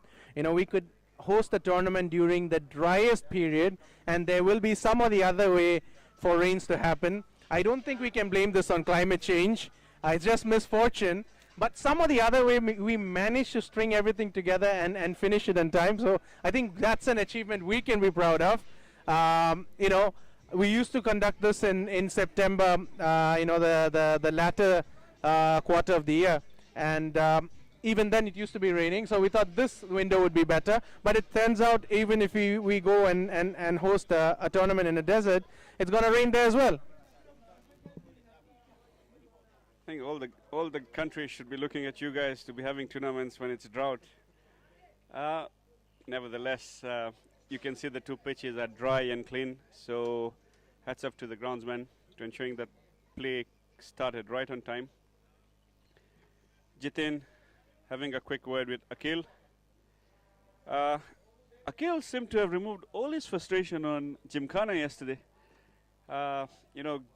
Going after Yunus in the last over, hitting 26 runs. How do you think he's going to come back? Because he had to bowl that last over to Riyazat Shah, which, look, the boy just took the game away from us in one over. But it's a hard take for a youngster. Rightly said, and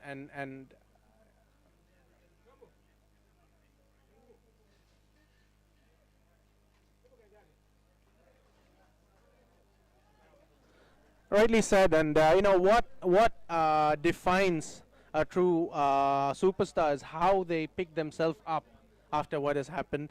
Yes, with Uganda having all the confidence towards those ultimate overs of the game, regardless of who was going to bowl, they were going to get whacked. And Akhil came in.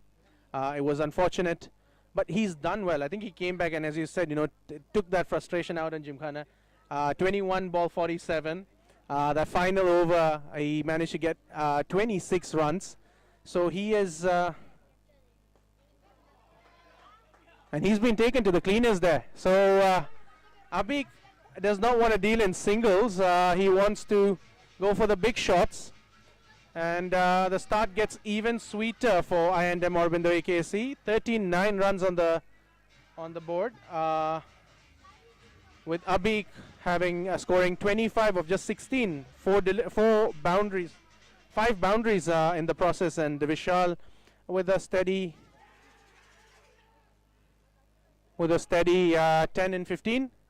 There was a shout for an LB there, not given. It was going down leg, and a quick single taken as well. So good smart cricket here. Gets his boundary, then gets out the strike, gives the other batsman an opportunity. So playing without any pressure whatsoever. Absolutely, I think he's seeing the ball much better than everyone else at the moment. But yeah, he seems to be very tired. It was a sharp single and he struggled in the end.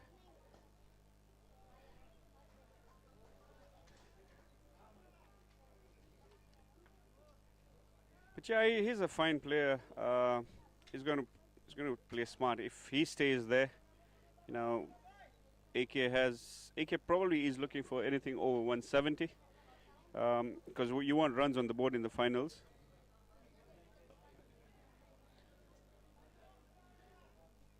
I should have been up 2, but Abik not pushing. Seems to be carrying some sort of an eagle.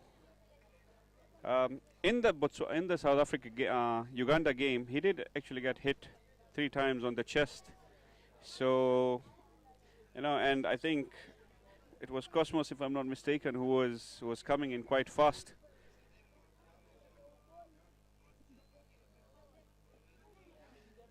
Vishal not reading that at all.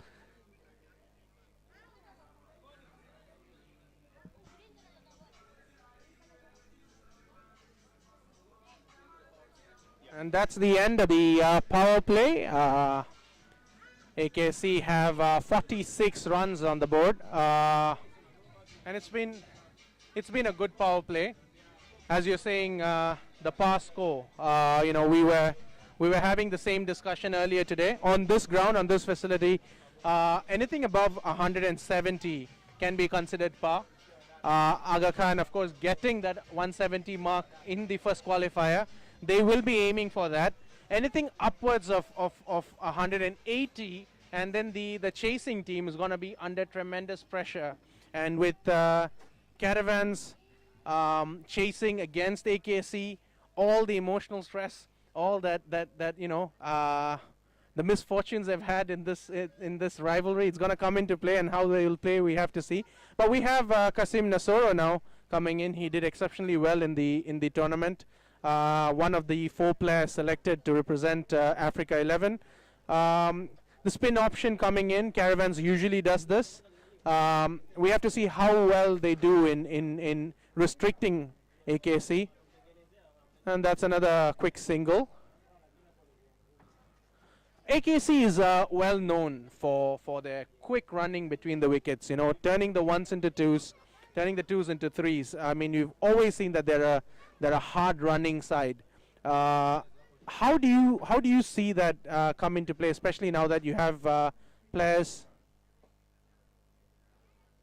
like Vishal and Abik, who are good at clearing the boundary? So how does it come in? Has there been a shift from focusing on the running between the wickets to clearing the boundary? Not at all. The 2 guys got a lot of stick. Oh! That's a cotton ball. Kasimu not getting it in the first attempt. That was a good catch. Kasimu was very lucky there, putting his arm in, and he managed to take the pace of the ball. It didn't go away from him. He had it, and the purple cap holder, there's a reason he's having it. He's been very good, taking off the danger man, Abik. But coming in is another danger man. He, I believe, is one of, if not the top ranking player of this tournament. He's number 2 now. So he's been exceptional for AK, and here I'm sure whatever he does, we're gonna witness his marvel today. Yes, obviously now becomes interesting. Vinu is probably going to take a couple of overs just to judge the pitch, but with his experience and obviously he's played all his games over here. He's 8 runs off taking the orange cap back, but this is a danger pair. Vinu has stayed around on the crease till the 16th over in pretty much all the games. And this is what Caravans will be wanting to do, is get him as quick as possible. And having Abik and Vinu back in the dugout early on does shift the pressure onto the AK batsmen. But yeah, coming to your earlier question in running, no, they've been pushed. Even in practice, they've been pushed, because T20, you want to have a run every ball. You don't want to have quiet overs, right? Because if you can take singles, that's 120 singles for you there. And a few boundaries in here, that takes you to 150. So now Kasimu sharing the purple cap with Amit Raghuvanshi from Gymkhana, DTB Gymkhana this year. A quicker ball from Kasimu. Kasimu looks just so relaxed in his work that he does. He's doesn't seem to be under pressure at any given time. Goes through his overs very quickly. Oh, that's a nice flick.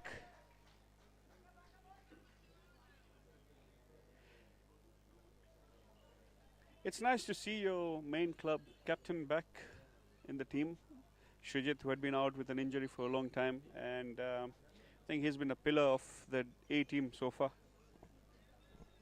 Indeed, Caravans, if I have to say, are a team in transition.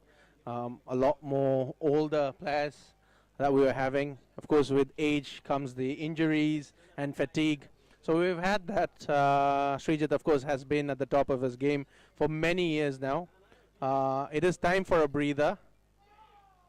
He did take some time off in the 50 overs. Coming back to this tournament, he has history with this. He wants to lift this cup. But let's see what AK does. And with Kasim, as you were talking about earlier, such a relaxed player. You see him on the field. You see him come to ball.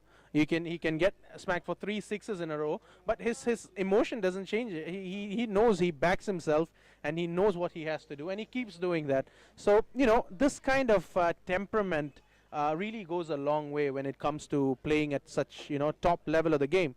And who we have right now facing Vinu is a similar player.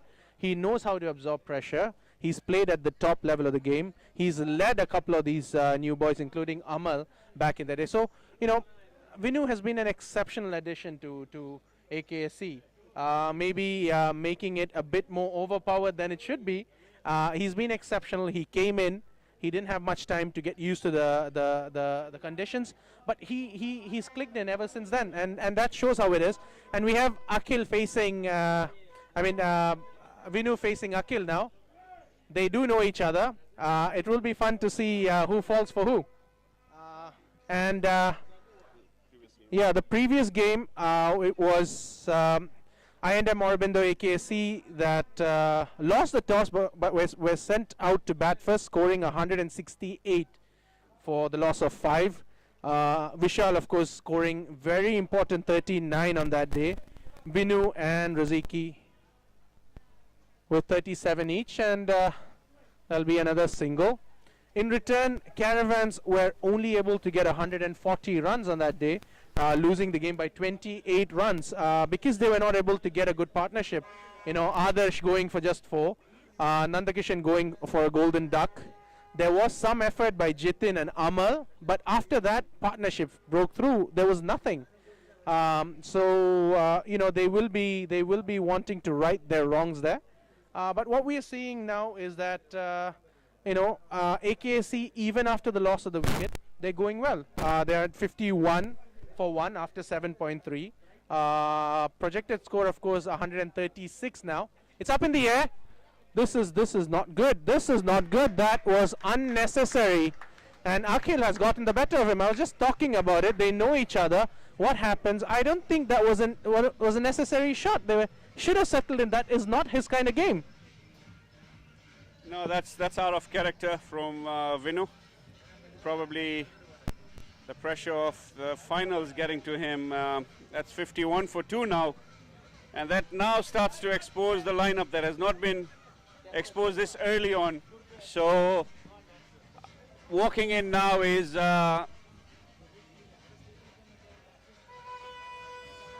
it's Drumit Mehta, our under-19 captain. Another composed boy, but this is going to shift the game now because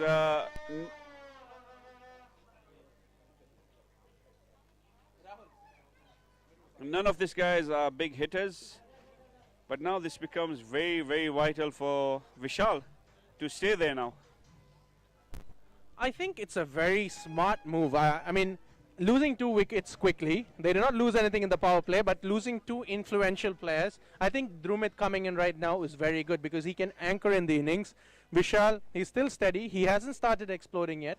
He's trying to get used to the pitch. He's trying to get used to the conditions. The next strategy from a Caravan should be to get him out, but I'm sure he won't give his wicket away cheaply. I think Vishal and Drumit are going to see that Akhil is not given any more wickets. Probably just take singles or 4-5 runs off his over and then face the other bowlers that they know pretty well, because Akhil does have a few mystery balls which Vishal is finding it difficult to pick up. However, as long as he's there, the experience is there.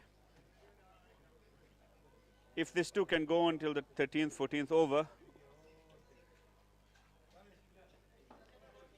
it will still be a fighting situation. As we speak, I believe we've lost about close to 30, 35 runs by the loss of Abik and Vinu.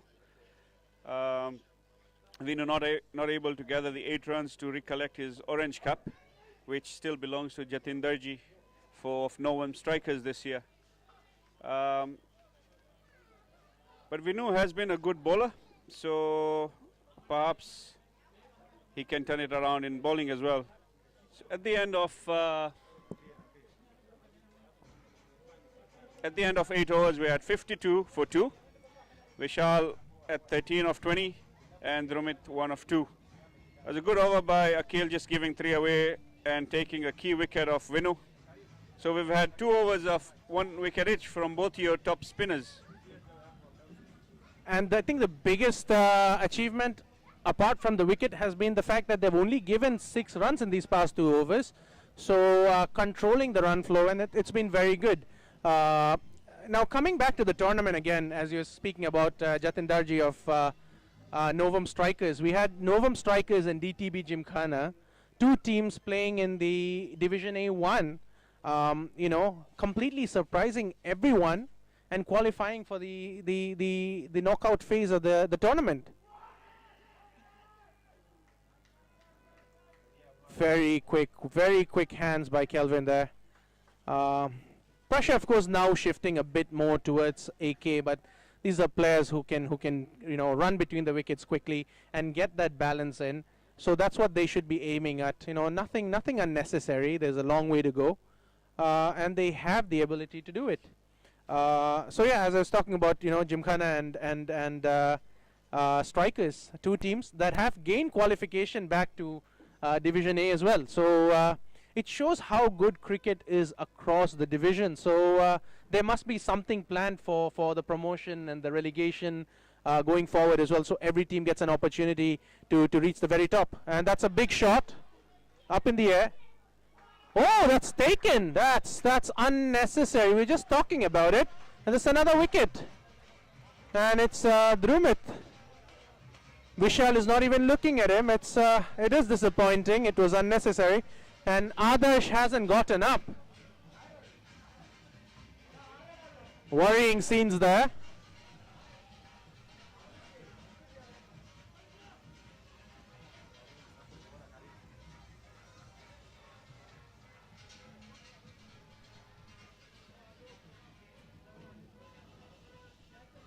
We have the medical staff approaching the injured player. Let's hope it's nothing serious.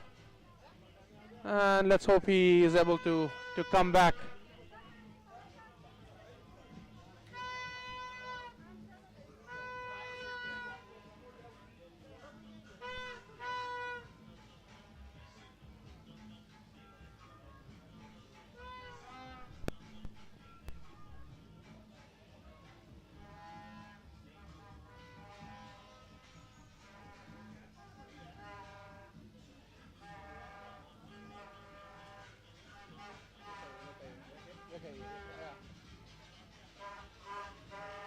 And for that injury break, you can see the cheerleaders completely enjoying themselves out here.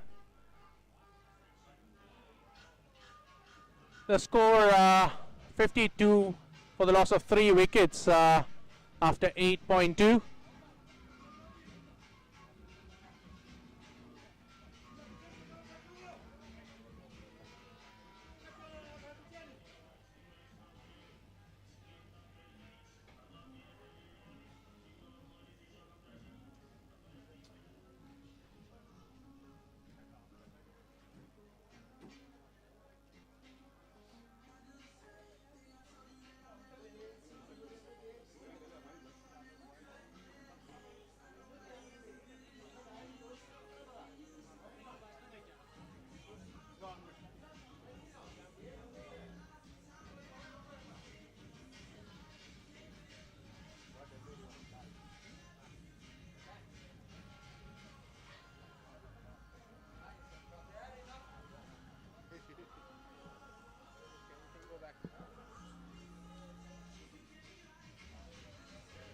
And an impromptu break there, forced by the injury as well as the wicket. So 4 balls left to go in this over. The umpire as well, wanting to reconfirm.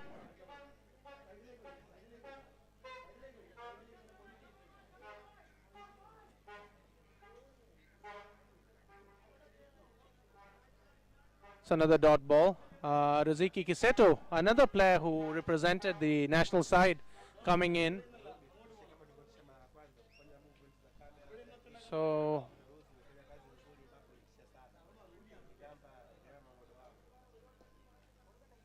oh, that was well grabbed. Srijit still has it, huh? The big man still as agile as ever. This is a bit of a worry for both the teams. Obviously, AK in terms of the score, but Caravans, Adarsh now still sitting outside, and Amal who's injured. So the 2 key players out at the moment. Amal still fielding, but not moving around freely.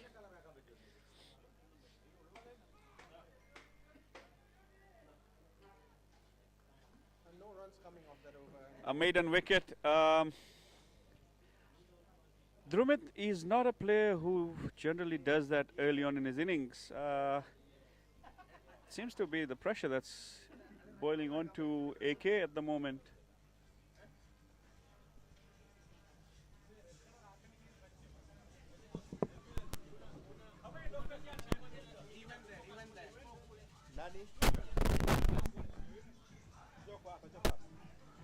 And at the end of 9 overs, I&M Aurobindo AKC have 52 runs on the board for the loss of 3 wickets.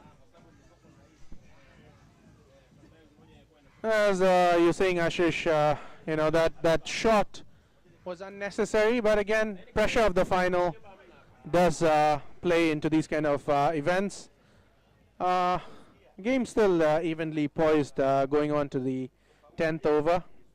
So we have to see what happens here on forward.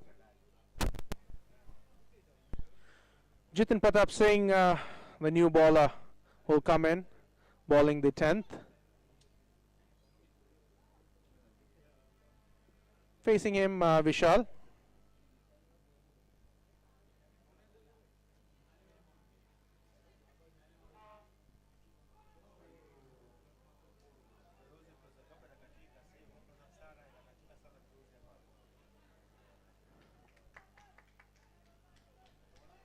That's well run. That's 3 runs coming up. Very quick running. So, I was talking about AK focusing on the boundaries, but it seems they haven't left their focus of the running as well, and that's a wide as well. So has to ball that again.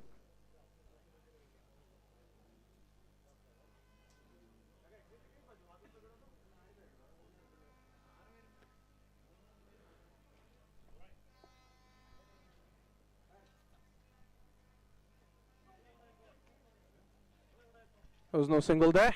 That's another dot. So the injury we just had now shows the importance of having physios on the ground, because this is a risky sport, and as DC. Oh, that's is that's given. That's another wicket. Tried to go back for the second. That's a run out. Losing wickets cheaply now.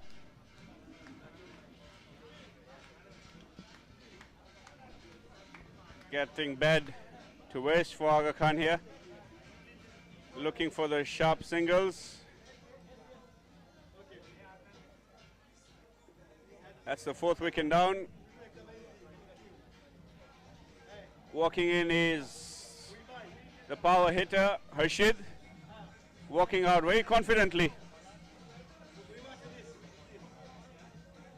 Adi, we've got some viewers from Australia who are watching this. Ahil and Arshan have just sent congratulations to the entire Caravans community for hosting this out. They're enjoying the game. I don't know if they're enjoying the commentary, because I can't read what is written, but yeah, they're watching the game, and they're supporting Aga Khan, obviously, because they are both players. But yeah, it's a worldwide viewership that we're getting. This is, no matter what the score is, this is good for Tanzania. This is good for the cricket viewers. You did mention that this is the 8th time you guys have done this. How difficult is it in today's commercial times to pull off something so big? Okay, let me start off by saying that Ahil, Arshan, we miss you guys. We're just speaking earlier about how AK did lose two very influential players. And they may have replaced you. They might not have. We have to see. But it's good to see that we have players like these going to the different corners of the world, playing there, and in that process spreading the word that cricket in Tanzania is being played at a very good level. And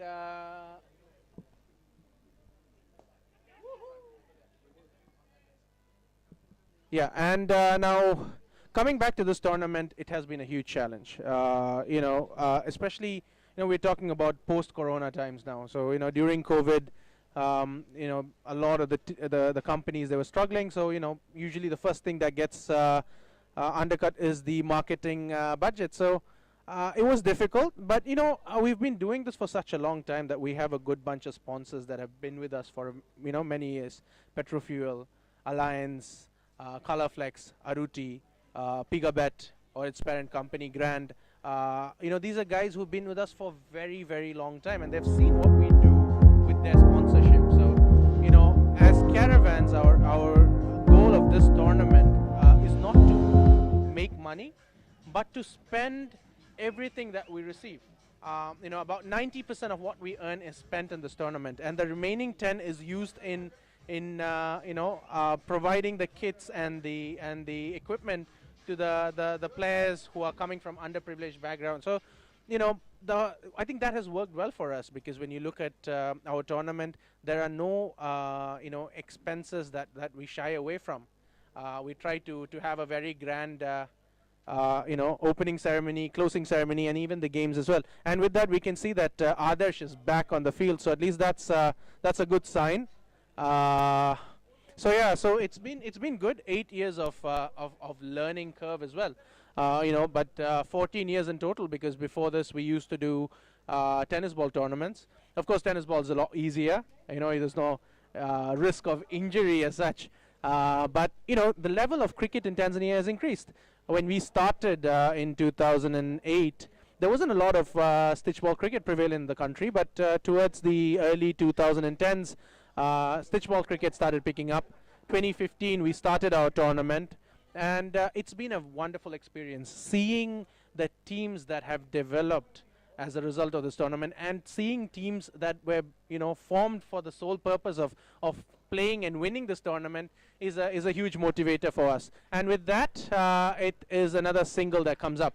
So Harshid coming on now, a very entertaining player, not just in cricket. He plays literally every sport that you can. So maybe he is our version of A.B. de Villiers. Yeah, great sportsman. Badminton, tennis ball cricket, hardball cricket, national team, volleyball, running. He does it. He's a great sportsman, a good ambassador for the game, and a good ambassador for sports. This is going to be a good battle between Kasimu and Harshid. Jilenji, who now has hung his boots for the national team but still plays for Caravans as fast as ever. Jilenji behind the wickets. Kasimu and Akil really tightening the screw over here. 60 runs only so far. Harshid also seems to be carrying some niggle because he's flexing his leg after every ball. It's expected. It's very much expected. They were called up on the 11th hour. In fact, the day the Tanzanian team traveled, that is the day the tournament began. So, they haven't had any rest per se. They had to play 2 games on the first day. Thereafter playing against Kenya, Botswana and Uganda. So, it's been very difficult, and it's an experience for these youngsters.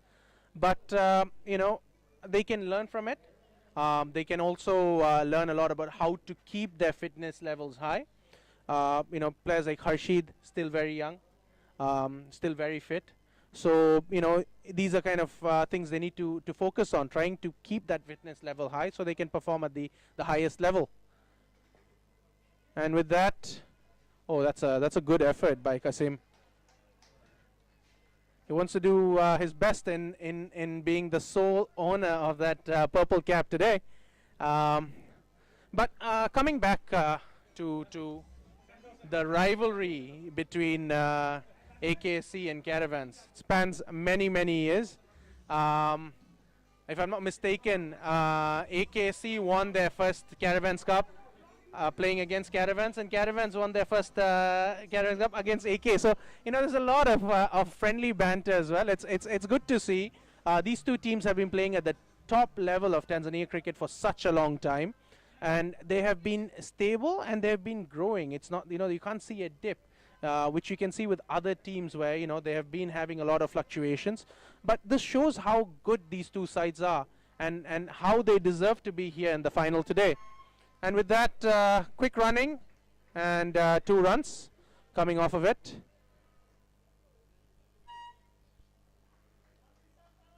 So yeah, you are a player for AK as well. How does your camp look like? What do you aim for? Is it silverware, or is it wanting to play very good cricket? Of course, you'll say it's cricket, but you've been winning a lot of silverware in the process. No, look, the management of Aga Khan under the leadership of Ijaz Bhai always keeps it simple. The fact is all players just want to go out and enjoy themselves. And I think when you keep it simple and when you enjoy the game, the results will be there. Both the teams are very humble in defeat and gracious in winning as well. So, when you have 2 teams led with a fantastic... Whoa... As a chance of a stumping. Jilenji missing the ball completely. That would have been a big wicket. Vishal having a rush of blood. It could be.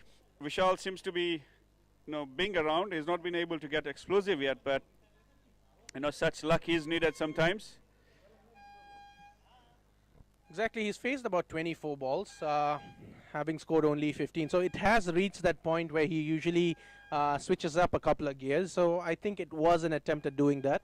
And, you would expect an experienced player like Jiten to make him do a little more and try to trap him. We have to see what happens. But this man who's batting now, he has all the shots in his book, and he can clear the fence easily.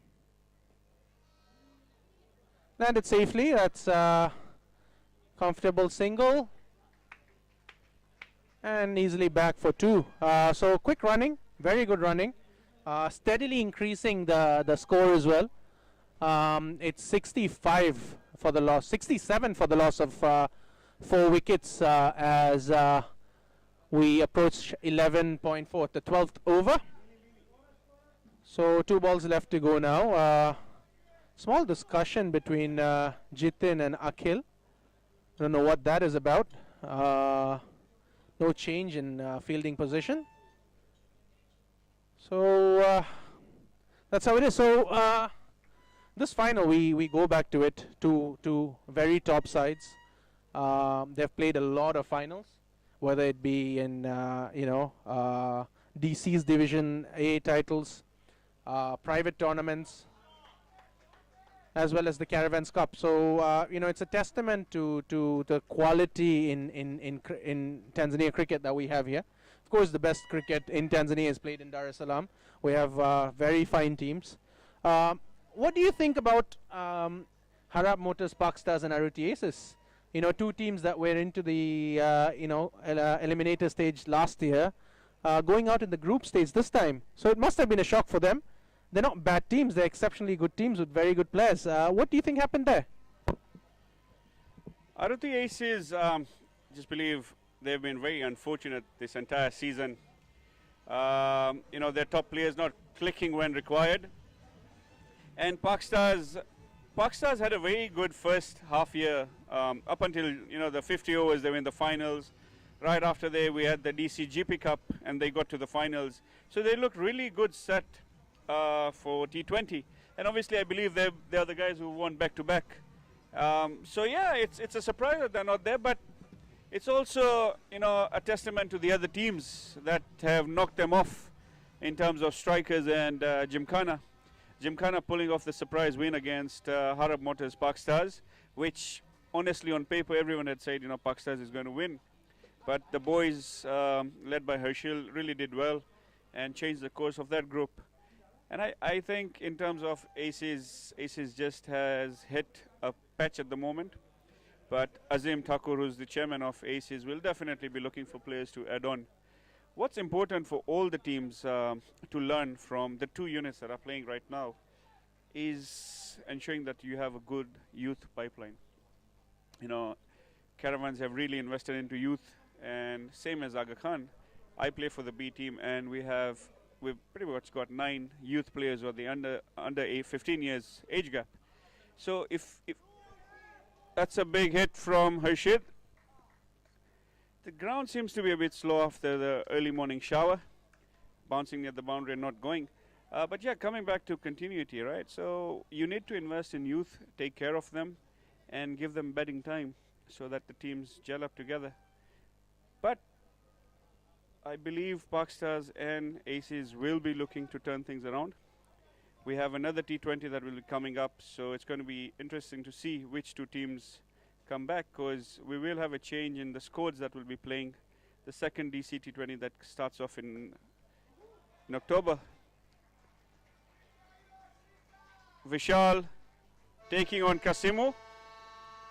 The umpire just waiting for the signal from the fielder. We've got Johnson saying it's a 6, and yes, that's the first 6 of the game. Vishal starting to open up. I think he's read Kasimu really well now. This man, as we said early on, can be dangerous to Caravans.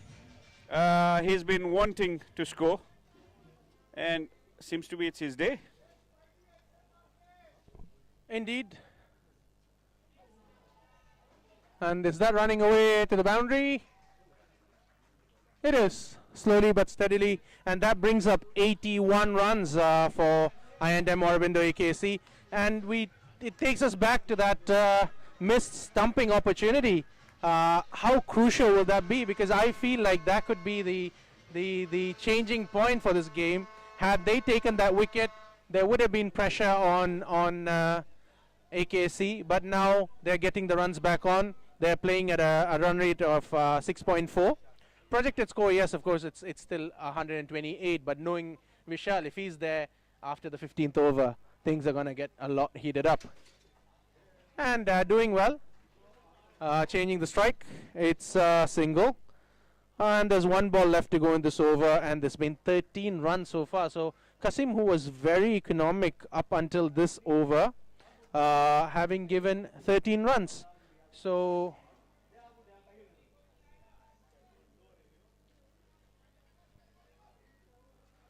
That's the end of that. That's the end of that over. The 13th over. The score is 82 for the loss of 4 wickets. Harshit Chauhan and Vishal Patel. Harshit with 10 of 13 deliveries and Vishal with 27 of 28. So he's brought it back to that, a respectable strike rate. We're going to see him start, increasing the gears. So there will be a lot of pressure now shifting to the Caravans camp because things seem to be going well for I&M Aurobindo AKC. Yeah, certainly looks like the pitch has dried up. The last ball from Kasimu actually staying low. And he's finished with 18 for 2 in his 4 overs. Officially the purple cap holder now with 14 wickets in this tournament, Kasimu. Umpire signaling to the crowd to sit down. Vishal looking around at the field. This is going to be interesting now. Jiten and Vishal. Vishal coming down the wicket. And that's a misfield. Harshit pushing for a third. But yeah, not chancing the arm over there. AK cannot afford to lose any more wickets. So the 2 senior players playing sensibly at the moment. If they had taken Vishal, you can take off 15 runs off the board. So yeah, those finals are all about these fine chances. I've got another ex-youth Tanzanian player wishing us again, Gokul Das, who is watching us from India. At least he has something nice to say about our commentary, so yeah, we've notched up from our hill. Gokul, another younger prospect who used to play for you guys before he went for further studies. I think he was supposed to leave earlier, but then COVID allowed him to stay here for a while. That's a chance over there. And that's a 4. The 2 AK boys now seem to have picked their bowlers, picked the pitch pretty well. And this is the interesting time of the T20. So it's going to be interesting to see now, with Kasimu gone so early on, who does Caravan turn to? Jiten asking Johnson to be right at the boundary.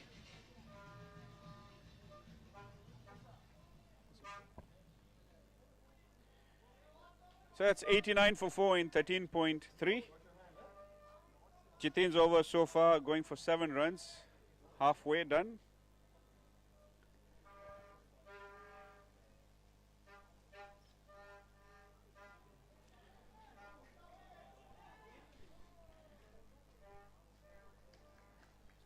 Harshit and Vishal pushing every run possible. Another expensive over now, 9 runs so far coming off of it. There's only 2 balls left to go now. Both batsmen settling in quite well. 45 balls between them.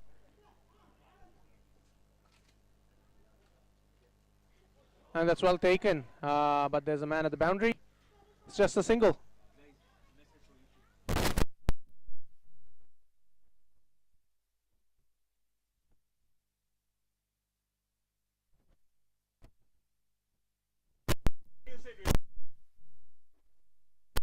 Coming back to Gokul, as you were saying, another youth product that Caravans had, invested heavily in, and his training and everything. And he was a very influential player.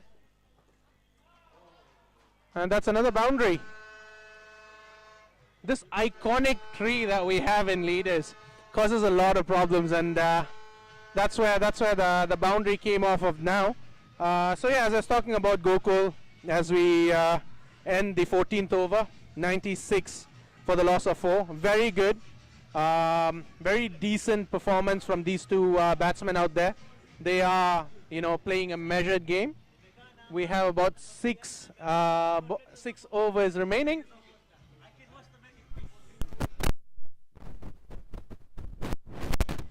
Yeah, so Gokul, exactly. It's a player we really miss. Very young, was our best fielder. I still remember, saying that he had Jadeja on his on his phone as his wallpaper. While most of us have our parents or our wives. So it shows how he wanted to be a top-level fielder, and he was very good, and it really helped Caravans on several occasions. We do miss him, but I'm sure he has also gone back to India. He wants to play there, and as far as the players there respect the game he plays and learn that this has come from Tanzania, that's another milestone for us. So that's what we need from the youth as well, because most of them will go abroad to study, and when they do, let them pursue cricket. Let them play in their teams, and let them promote. Let them promote the word that cricket in Tanzania is played at a very top level. Some delay. Yeah, wanting a helmet. Fast bowler coming in, and change of gloves. Vishal has been there from the first ball. It's quite a humid day after the rains today. Yeah, coming back to the youth, Tanzania cricket has missed likes of Gokul, Ahil and Arshan who've gone to further their study. But it's good because I believe all three are playing cricket over there. So it's going to be good, obviously playing in the higher level countries of Australia and India. It helps Tanzanian boys to learn and perfect their skills.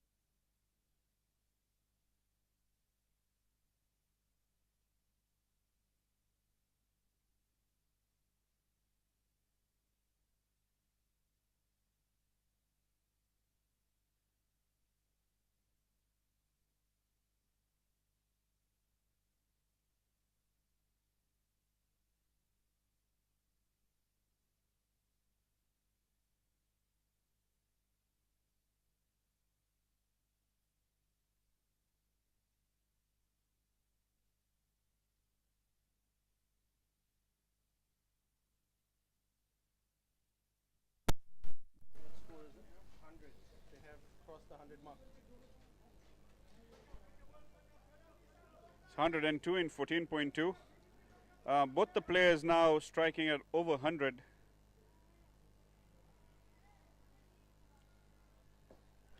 A block ball by Karimu Athumani.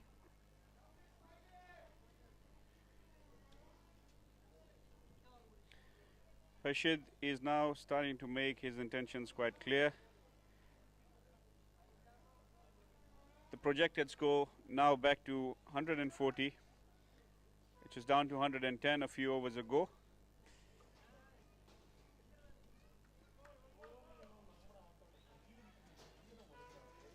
It's interesting to see AK.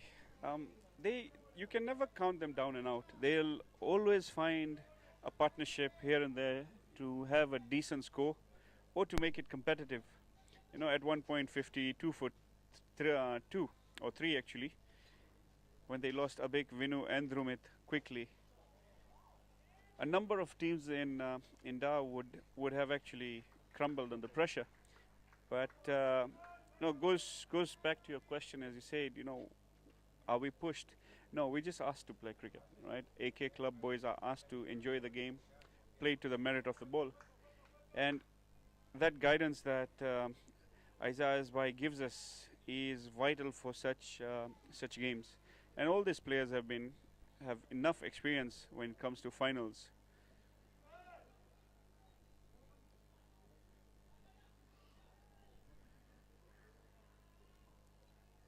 Rashid wanting to steal a quick run over there.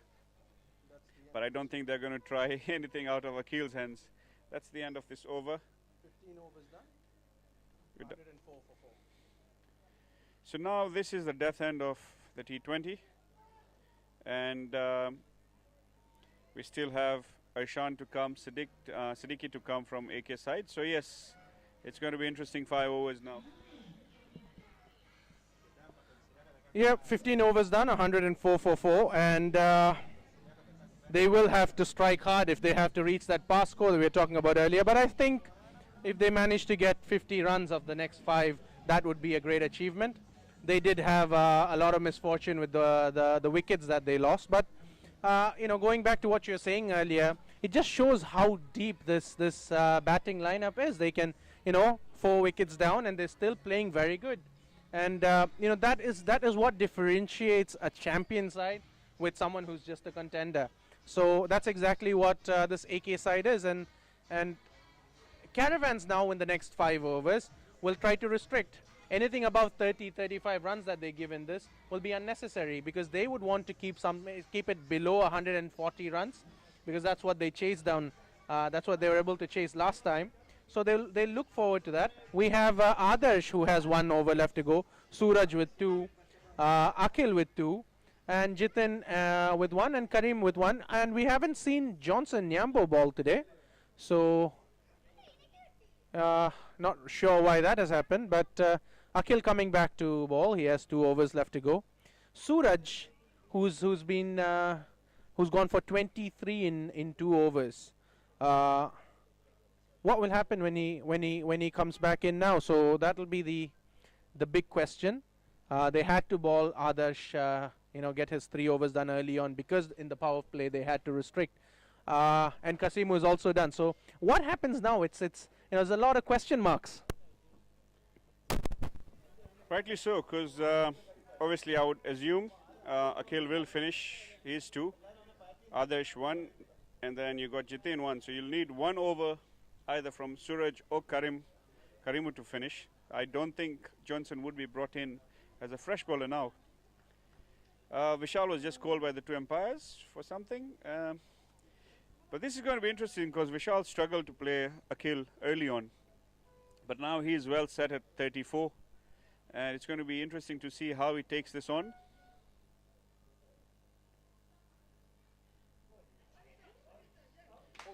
And that's a plum LB. Vishal coming down the wicket to hit, but hitting his pads. It's an LBW. A good innings coming to an end. He had to anchor up. 34 of 33 balls. Well played to Vishal.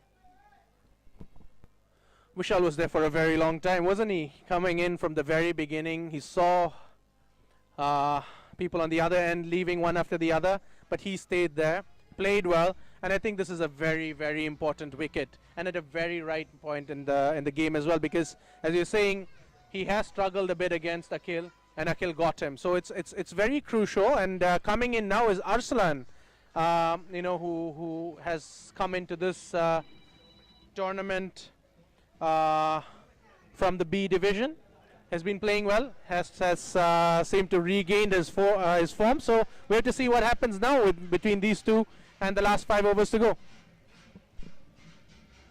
Rightly so. The 2 players, Arslan and Harshid, have played together a lot in their youth days.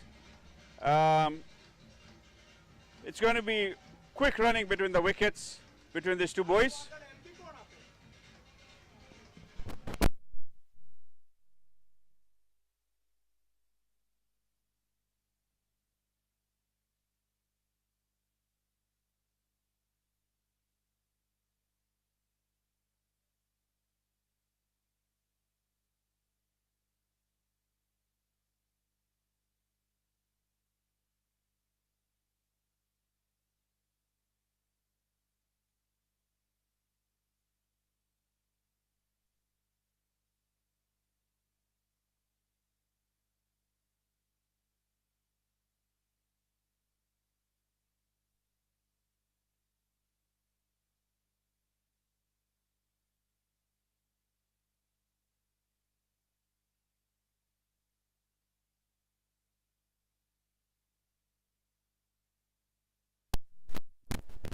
Sorry, we had a bit of a technical issue with the sound. Back to the game.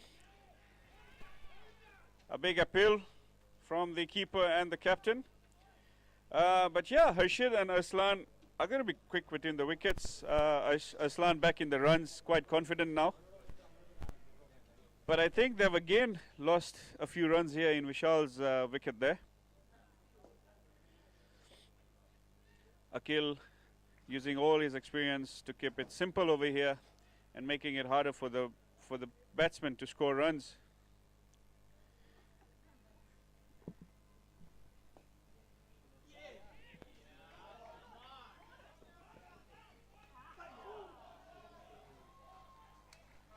Running in hard, Johnson not able to stop that, and a welcome boundary from AK. A fine shot by Arslan. It's 108 for 5. One ball left in this over. Smartly done, but just four runs coming off this over. A fine over by Akil.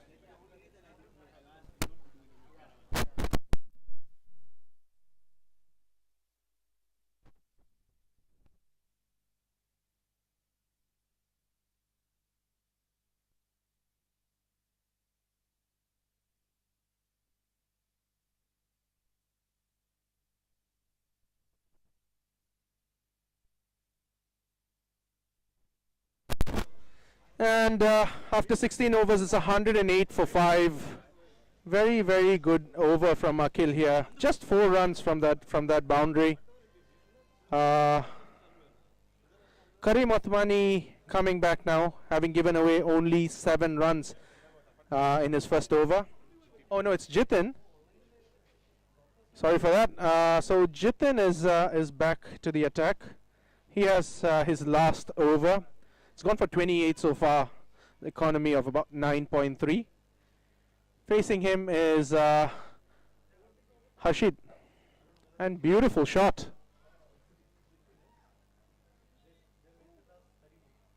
Well fielded. Adarsh has been brilliant on the field today, taking that catch. And he's saved a lot of runs for Caravans. This is a department that Caravans was struggling in, fielding. There were so many misfields, so many overthrows, so many unnecessary boundaries in the past. With these new recruits that have come in, I think that has changed. So, fielding, as I was saying earlier, saves you a lot of runs. And going into the death, you need to save all the runs you can. Up in the air. It's taken. That was another one. It's Harshid. This is a very, very important wicket. And it seems to be going haywire for AK now, wicket after the other. So Harshid is gotten 26 runs of 24 balls. So wickets at regular intervals. First one falling at 48, then 51, 52 and 57. That's where it went really bad. Then there was a very good partnership which took the score to 104. And now 104 for 5 and 110 for 6. So realistically, what do you think would be a good score now with about 3 overs left to go after this one? I think AK will be looking at anything over 130 so that the bowlers have something to defend. They do have good bowlers, Harshid, Vipin, Riziki, Drumit, Vinu himself there, Abik, who's chipped in as well. But yeah, you would want to have anything over 130 in a final so that you can defend that. It was required. It's not something that you can blame Harshid. He had to go for it because Akil on the other hand is not licking any runs. So he had to go for it, but not connecting. And again, Adarsh showing his worth with a very clean catch. He's actually saved a good 10-15 runs for Caravans. The big man, tall, Vipin, who has a busy day early on. He was helping the ground preparations as the rain had just come down, and now he's there inside batting. Who he actually did tell me that he's not looking at. That's an easy catch. I think it's the pressure of wanting to increase the score, and they have to hit the big ones, and they're losing wickets at regular intervals. But as you were saying earlier, we had rain. There was a lot of water. Thanks to the covers, we were able to play today. But there was so much water on the covers that you saw the whole cricketing fraternity come together and clean it up. Teams that are playing the finals, as well as players that that that have gone out already, and that shows how close knit the cricket fraternity in Tanzania is. What a good relationship we have here. There will be a lot of sledging, there will be a lot of bad blood while the game's ongoing, but at the end of the day, shake hands and move on with it, because you got to see each other time and time again. It's a small community, but it's a close knit community. Now, the new batsman that comes in is Sadiki, the wicket keeper. So for I&M Aurobindo AKSC, after 16.4, it's 110 for 7 wickets. So all the hard work that was done during the power play, getting a decent score, thereafter there hasn't been a spike in that run. The graph seems to be going very gradually. So these two new batsmen that are in, I'm sure they'll be looking a lot more at converting the dots into singles and the singles into twos, because that's the kind of game they have. But they can still do it, and that's the advantage that this young side has got. So we have to see how it happens, and with that, Jiten has finished bowling the 17th over. It's 110 for 7, so just 2 runs coming off this over and 4 coming off the previous one. It shows how Caravans has done well to get the game back into their grasp. Yeah, with these 2 good overs, the projected score has come down to below 130. It's 129 now. We're into the death on the batting side now.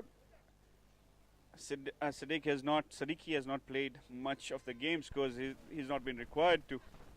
So this is going to be a tough ask for the batsman. We've still got Laksh to come in, a handy left-handed batsman, but the onus now is on Arsalan to get as many as possible and not to give up his wicket. A very young prospect who's been with Aga Khan for a very long time, and he's the roots of Aga Khan club.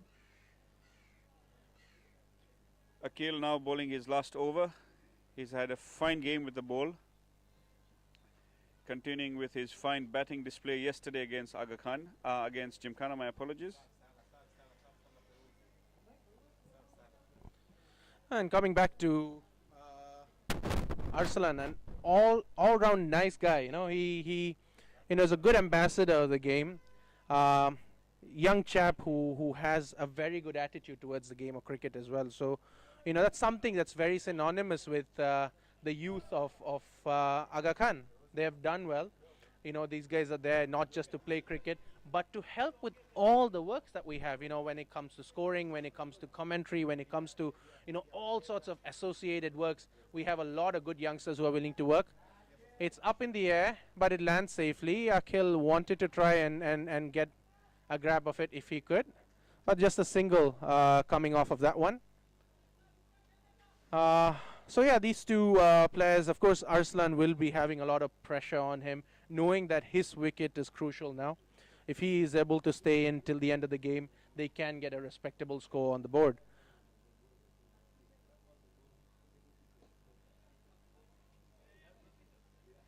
Could be 2. Misfield, but will settle for the 1. But again, the Aga Khan side is a very good bowling unit, so I'm sure that whatever the strategy was coming into this game, they will have to adapt, and they will have to change now that the score is a lot lower than they were expecting. Settling for another single. The Caravans unit quickly onto the ball, not allowing Aga Khan to have quick singles, just not allowing them to change the 1s into 2s.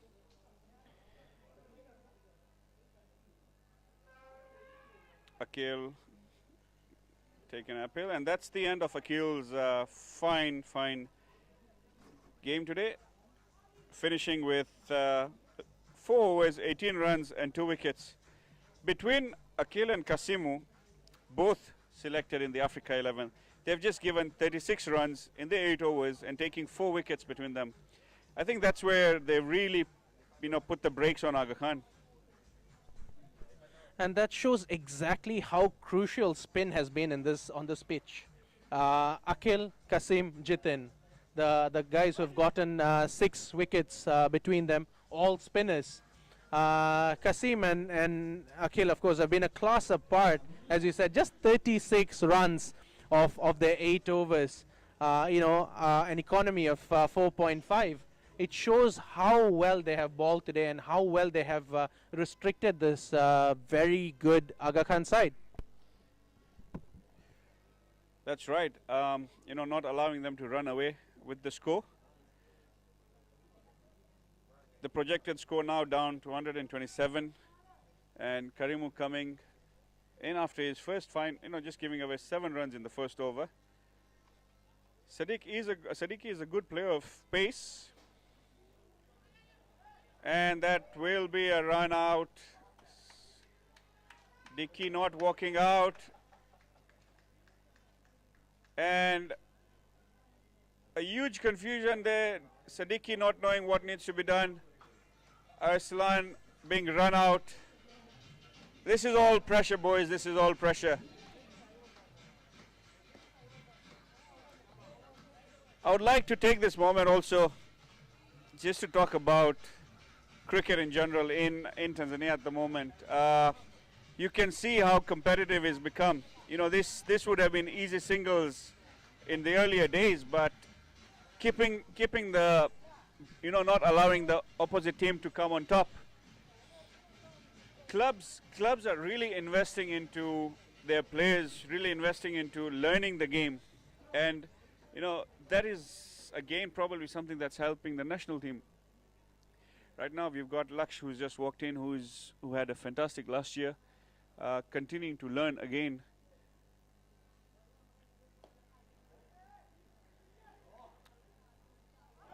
That's a second run out. It's all breaking loose for Aga Khan. This brings in Ijaz Jasani to the field. And the last man coming on for Aga Khan. Everything that could go wrong, going wrong in the past couple of overs. Unnecessary run-outs. And I think again it goes back to that wicket of Arslan, because had he stayed on, there was a bigger chance. Laksh, as we were talking about, as he departs, fantastic player. I think he's playing in the perfect side that he can learn from Aga Khan. He's been an exceptionally good bowler. For his age, the confidence he has, it reminds me of another such youngster that we had, Aryan. Aryan was an unbelievable player. I remember when he was a lot younger, bowling to giants such as Srijit, who will swing at everything and not only clear the ground but hit on the buildings that are nearby. But he was willing to bowl at them, and that shows the kind of attitude that the youngsters in Aga Khan has. And I think that has a lot to do with the nurturing that this man that is batting right now has given them. Giving the youngsters the opportunity and the freedom to express themselves. That, at the end of the day, shows you how you can make them a better team. And knowing Aizaz, I know he's not going to give away his wicket cheaply. Whether he scores or not, he's going to make sure that Caravans bowls the entire 20 overs that they should bowl. And in that process, get a few runs. So we are at 18.3 now, 114 for 9. We did expect, and we did mention that the pass score would be 170. Going towards the end, we thought 130 to 140 would have been good. But now it seems like even 130 might be difficult unless they get a few of these.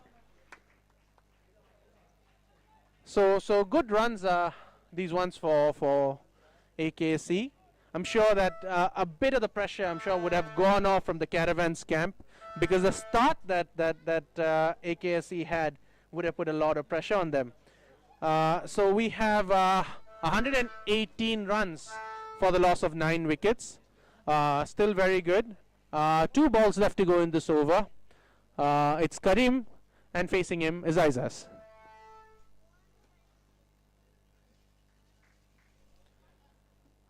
Look at him run at this age as well. Hitting it, knowing that there's a single there, taking it, and that shows the experience he has. How is your experience, being mentored by an individual like him? First thing is, are we going to be playing when we are his age? No, he's a great gentleman of the game. He teaches you at every opportunity, allows you to learn the game, allows you to express yourself. we do get told off when we play bad. It's not that it's all easy going for us. He is strict when required. But no, he has led the Aga Khan unit amazingly over the last many years now. You know, every year he has some youth or some youngster coming through.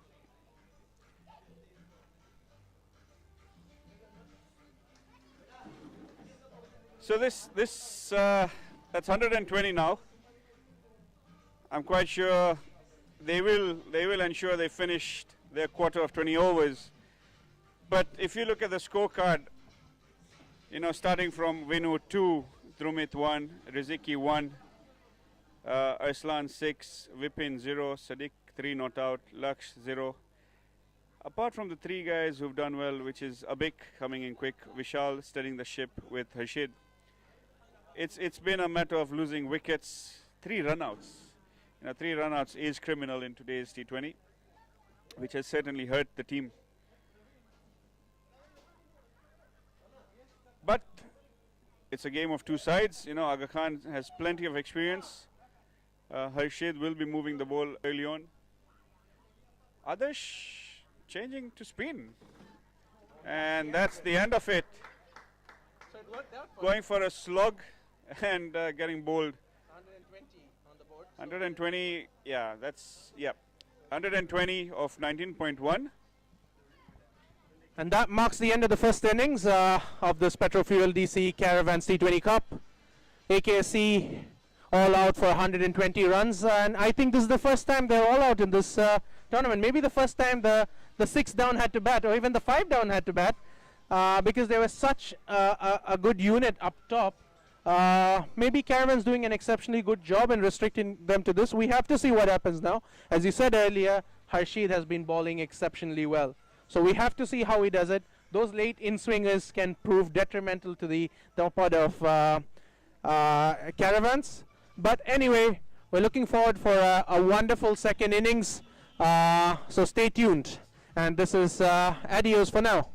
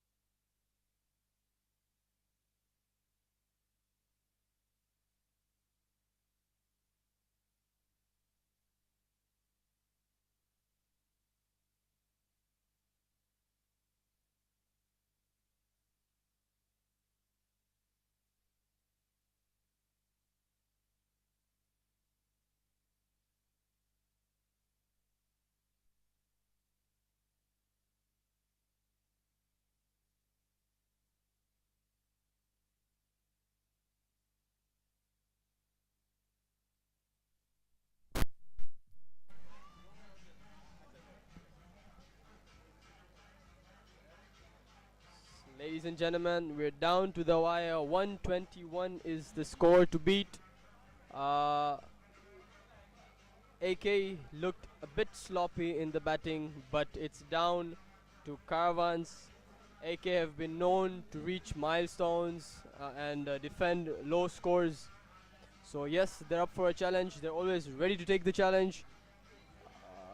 Stay thrilled for yet another amazing final.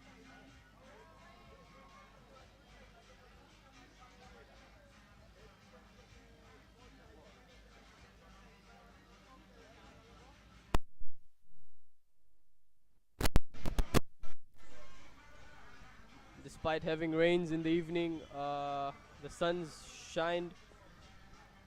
Looks like the outfit is getting quicker. Caravans will have a bit of an advantage as the pitch will dry up, and they'll get bat on ball, unlike AK where the balls were staying a bit low. As usual, the opening pair, Nandakishan and Njilinji, opening for Caravans. They've been quite successful.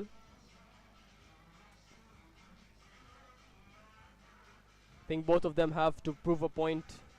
None of them clicked as much in the previous game against Gymkhana. This yet again is another final game of pressure. Let's see how both batsmen take up this pressure. And onto the attack is Harshit Chauhan, who's just been in a national team tour and has done quite exceptional. He's known as the swing king.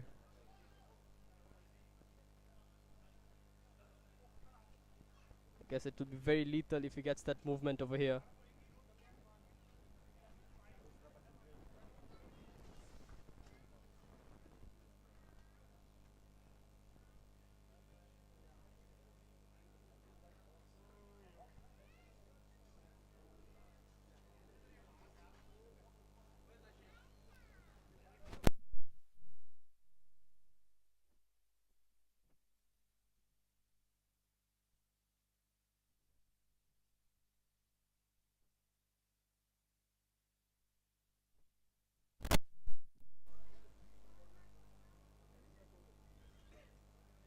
Harshit Chauhan. Well, that's beautifully played by Njilinji. That shows a sign of confidence, getting the middle of the bat on to long off for 1 run. It's a good start, and he's off.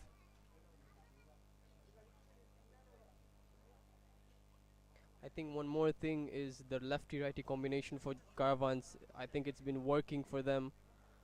The change of field kind of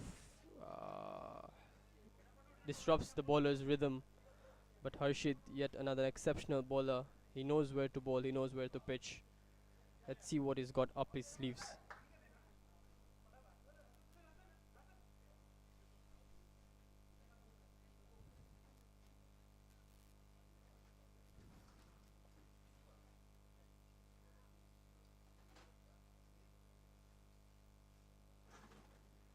A slip in place. Nudged backward, and Vipin collects smoothly and throws to the keeper. 2 runs.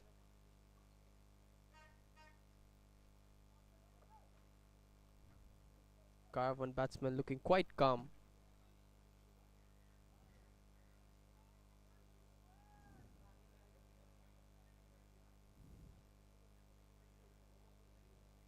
Ball coming on to bat quite nicely. Njilinji is the national team ex-national team wicket-keeper.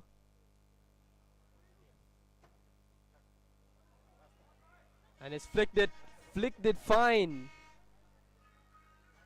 That's given certainly a glimpse of what this guy can do.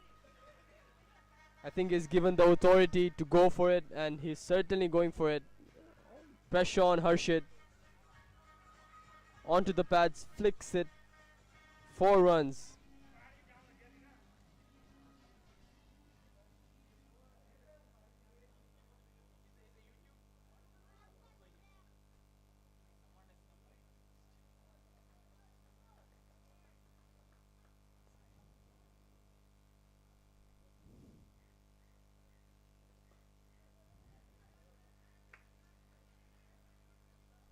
That's good stuff from Jilinji. He's looking confident.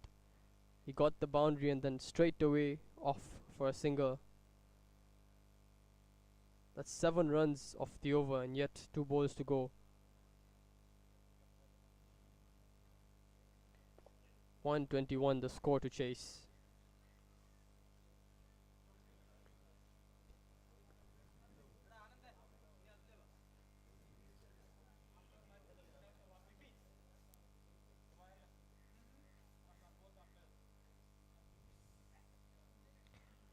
Pulled outside off and simply nudged again. Similar shot goes to Vipin, throws it back to the keeper, and it's a no ball. It's a free hit, and to the batsman who's just hit him for a 4, Jilinji. I think he'll face Harshid.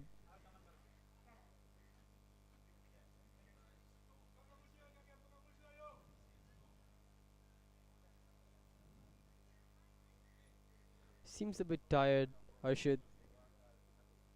I mean, yes, he stayed there for quite long. He's brought the team to a respectable total, him and Vishal. So yes, you could say that, but yes, he's a fit guy. He's amazing on the field, off the field, as a person as well. Harshit Chauhan, bowling a free hit to Jilinji. On to the attack. And straight to point, didn't connect it quite well. Straight to the fielder, 1 run. 10 of the over so far, 1 ball to go. Quite expensive, I'd say, as the score is 121 to defend. 10 runs of the first over might just give Caravans an upper hand.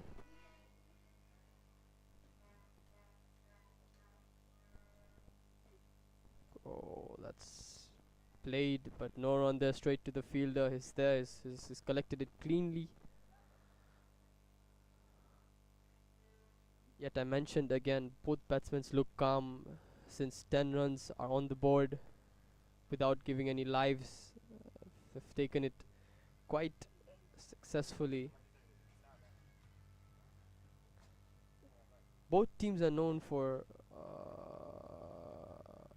run chases. Both teams can chase high scores and defend, but I've known them for chasing really high scores, and AK being a team that has explosions behind. Caravans as well has brought some players from outsides which are doing really well, and the team would be looking for them to explode if they get their batting up front.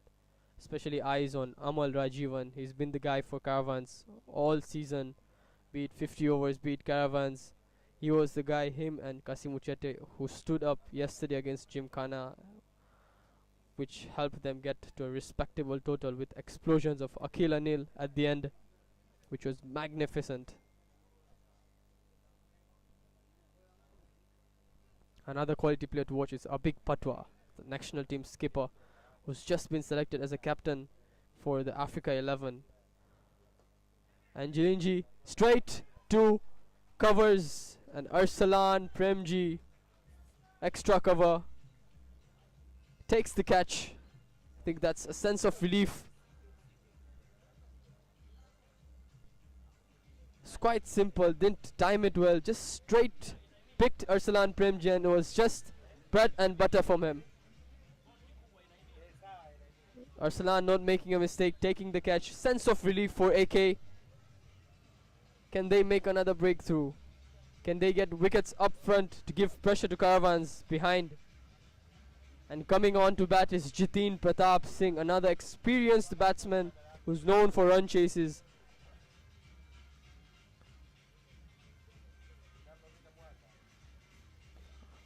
I guess he's got a task up. He's got a role to play. AK looking for his wicket. I think it's a big wicket if they get him. Jilinji falling early, getting 10 runs off the over.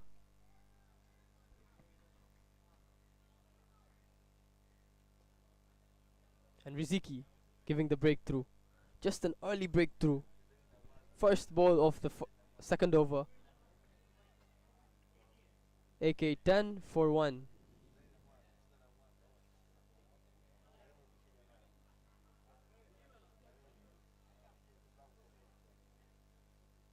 Riziki bowling his second ball. Short, wide. Jiten looking to cut that, but just not getting it onto bat.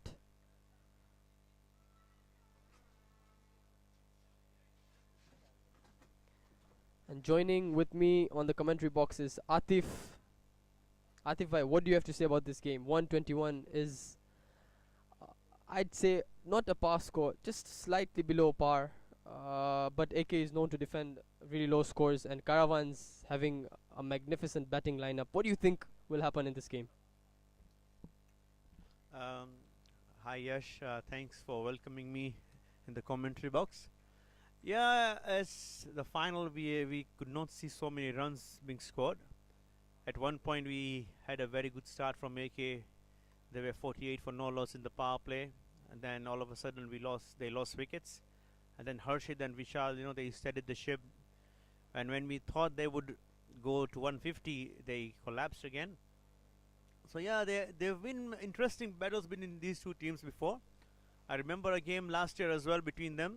It was a very low-scoring game, whereby Caravans actually are the ones who scored around 120, 119, and they almost defended it. It needed AK to bat till their last wicket to win that match. So anything can happen. This is cricket. Of course, the stage is so big, and as you can see, Caravans have already lost one wicket, but then they have a very deep batting lineup, especially considering the Fab 3 who are playing in their team, which is Amal, Akhil and Chete. They're yet to bat. So considering AK's power lies in their spin bowling, and we all know that these three are very good spin players, it's going to be interesting. But let's hope we to get a very good cricket at the end. We don't want a one-sided match. So far so good. Right now Jiten is just trying to flick it here and there, and he knows there is not much on the board for them to chase. So he will take his time. It's Nandu on the other side who will be using the power play the most. That is what I feel at the moment. Yes, I totally agree with you, Atif.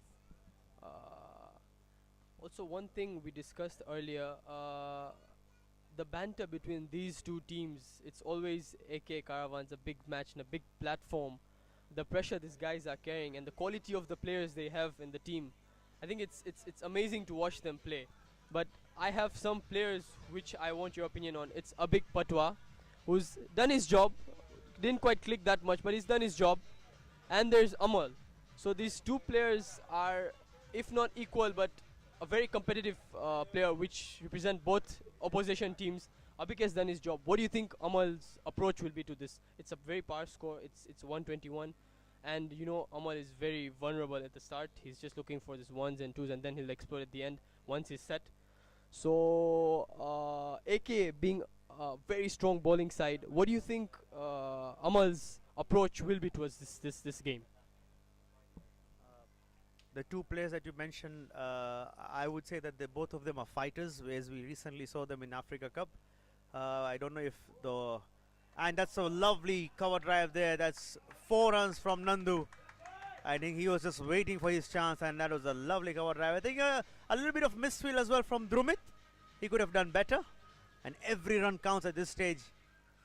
And those are important runs. As we all know, it's a power play. We should also realize that after the power play, in the next 3 overs, AK scored just 6 runs. So anything can happen. Coming back to Abik and Amal, both of them are, as I said, fighters. Most of the audience don't know that they are playing with injuries in this particular match, and we also how Abik batted, and I don't expect any less from Amal as well, because whatever happens, whatever condition that they are in, they won't be changing their game. Both of them are different players in terms of technique. Abik is a very aggressive player, and we all know he likes to go hard. Amal takes his time.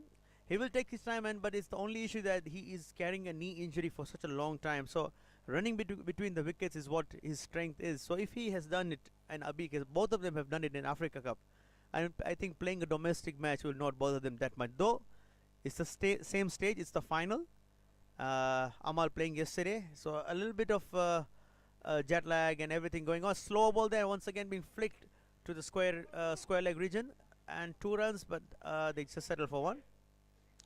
I can just say it's very interesting. The power play can go to Caravans, but it is how the middle overs are being utilized by Caravans in terms of just consolidating on a good start, if they have one, is what will make this an interesting match, according to me. Yes, definitely agreed. One thing to keep in mind is, AK is one team that has 2 to 3 captains. I see Riziki being captain in big stages, Harshid being captains in big stages. There's Aizaz, who's always there in every big match, small match. He's there to read the team, what the team does, where his team needs to perform and outcome that team. So that is one plus point for AK, where he's always been there. Oh, that's bit of a sloppy bowling from Harshid. On to the pads of Jiten, flicks it, but straight to the man.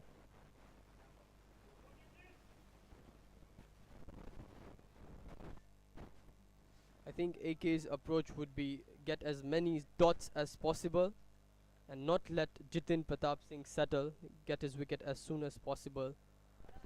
Another man, Atif, I was talking about is Jiten Pratap Singh. This guy, despite being having, I wouldn't say he's old, he's probably the fittest guy right now at the ground. His feeling is exceptional. And his batting, he didn't seem to click that much in the whole tournament. Do you think finals is the stage he'll be looking for to explode? First of all, we just need to speak to Jiten's missus, what he feeds him, because he never seems to age at all.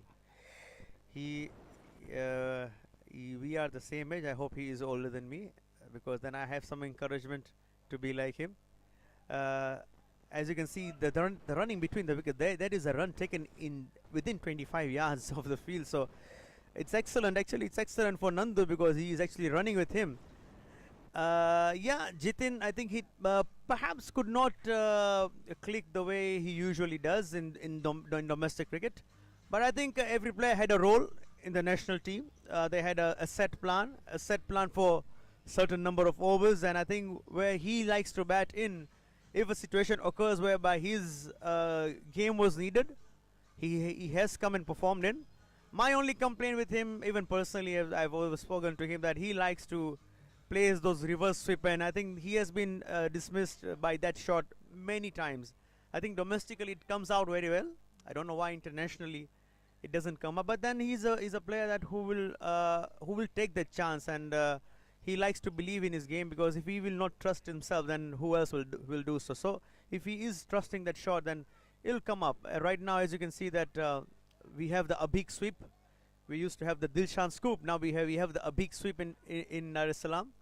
I saw a youngster yesterday playing local cricket, and he tried to reverse sweep, and he said this is how Abhik plays. So it's a very encouraging sign that people are actually now watching our players, and it's good to emulate them, because and that's up in the air. Can this be out? Catch, and oh, the ball was lost, and so was the captain Aizaz Jasani. I think he lost the ball in the air. Perhaps it's a chance gone. Now let's see how costly this is going to be for AK. Yes, definitely it was a chance, and AK should have taken that. Let's see if Nanda can capitalize on this. AK need to create more chances like this to be in the game. They need a breakthrough. They need to get this man out. As we all know, he can be explosive. And the heat's up. I think both batsmen, all the fielders are getting drained slowly as the heat turns up. It is quite hot over here. AK will be looking to bowl tightly, not give silly singles, easy singles. The tighter they bowl, the better the chance. And that's lofted straight over Harshid and gone for 4. That's a, oh no, that's beautiful fielding by Harshid. Pardon.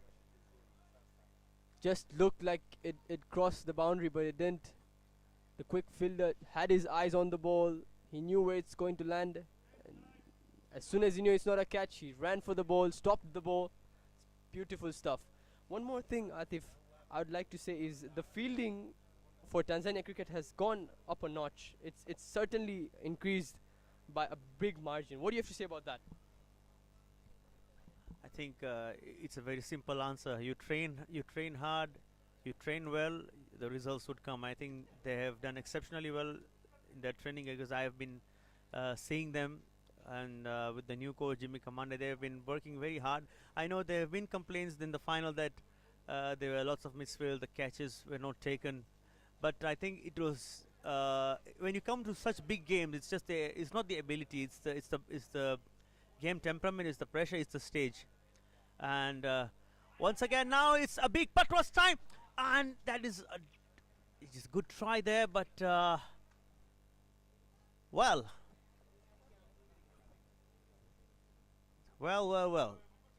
those are two lives. Well, knowing Abhik's fielding abilities and his capabilities of fielding, I think that should have been taken, but well, he will be disappointed with himself. He will give that's the good thing about him. If you ask him after the match, how was it, he will never say it was very hard as other fielders do.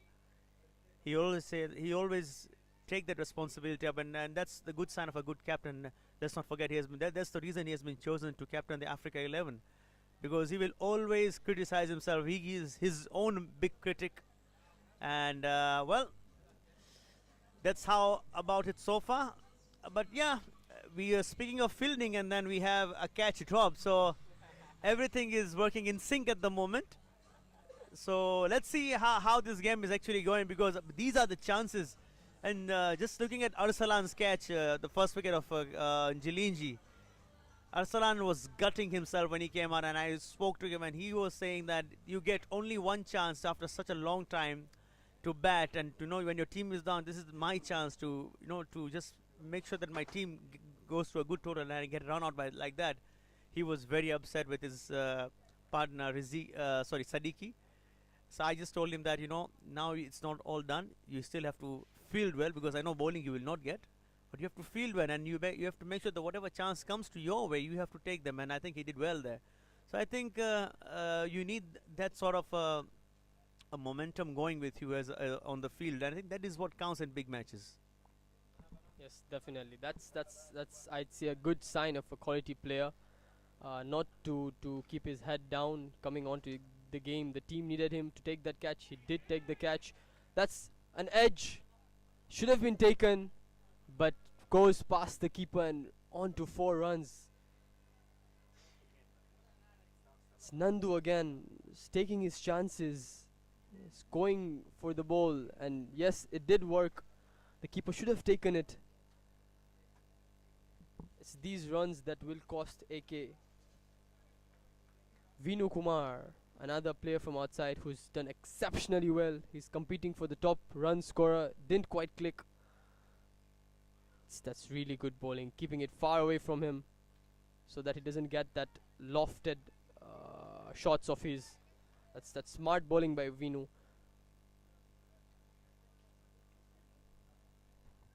I think AKR are really losing the plot at the moment, because Nandu is actually going to go for it regardless. And as you can see, that's a beautiful shot. It's a boundary, 1 bounce 4.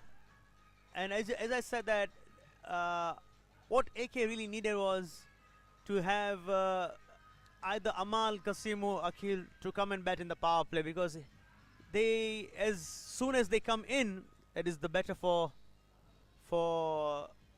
them to defend this total. Now, as you can see, they have dropped Nandu 3 times already, and he is causing havoc for them, because it sees boundaries that is, making the job easier for Jiten on the other side, because he can take his time, because he has one player on the other side who is actually scoring runs freely.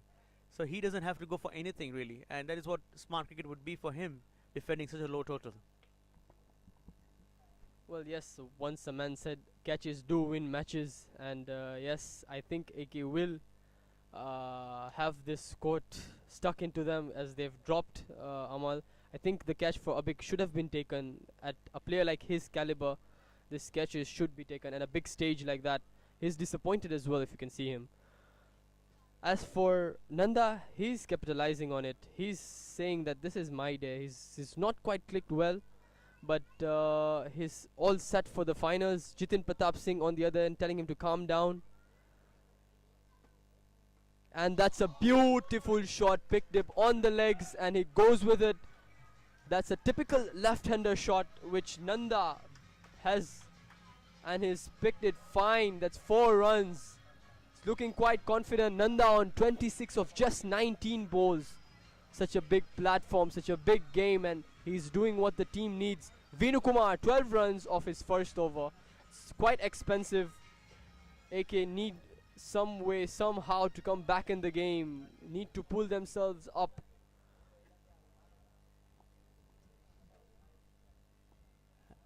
Yes, and as you can see, it's already 36 runs on the board, and the power play is still not over yet.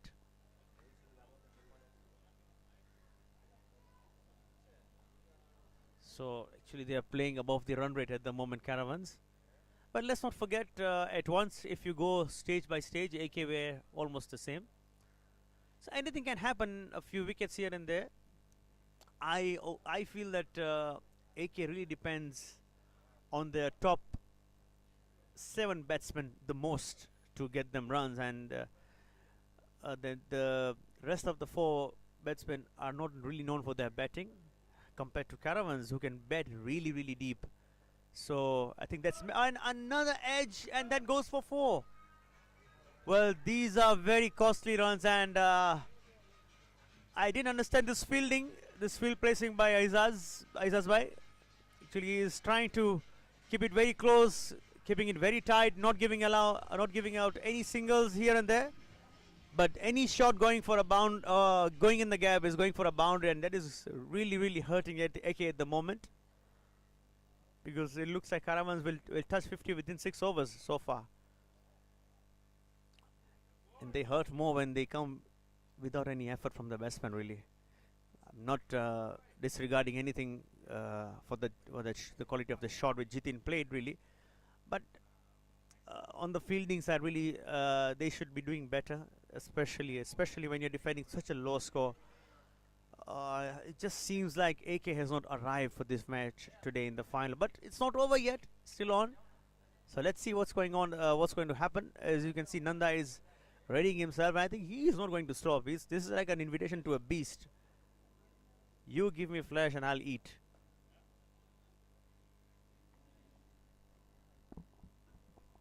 Yes, definitely. AK is known for a fighter team, and they do believe that the game's not over when it's over.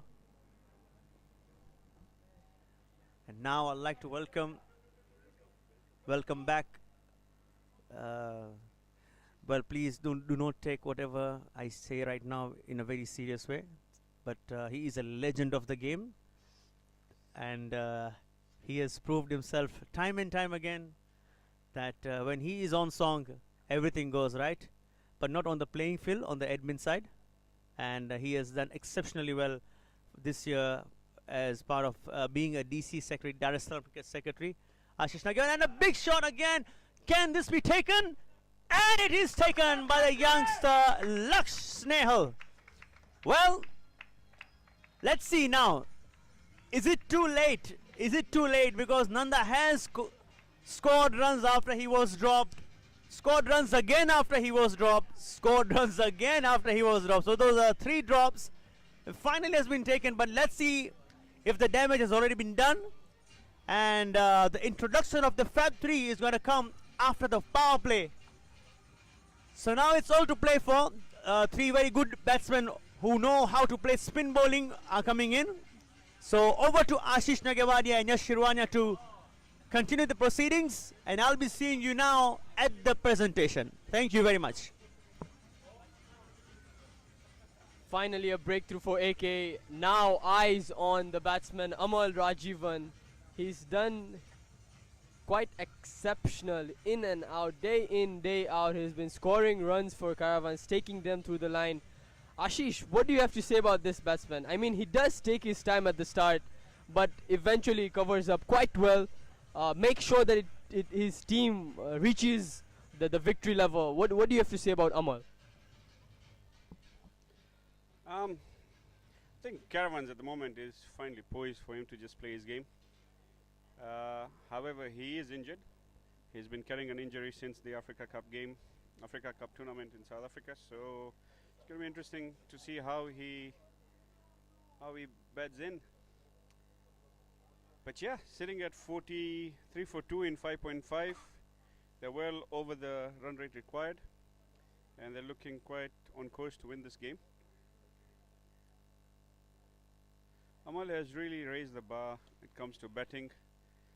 He just seems to be having that one extra second over all the other batsmen in the country at the moment. A timely wicket coming this. AK had a few half chances which were not taken. And when your score is so low, you need to ensure that any chance that comes your way is taken up. They're going at a current run rate of 7.3. They require 5.5.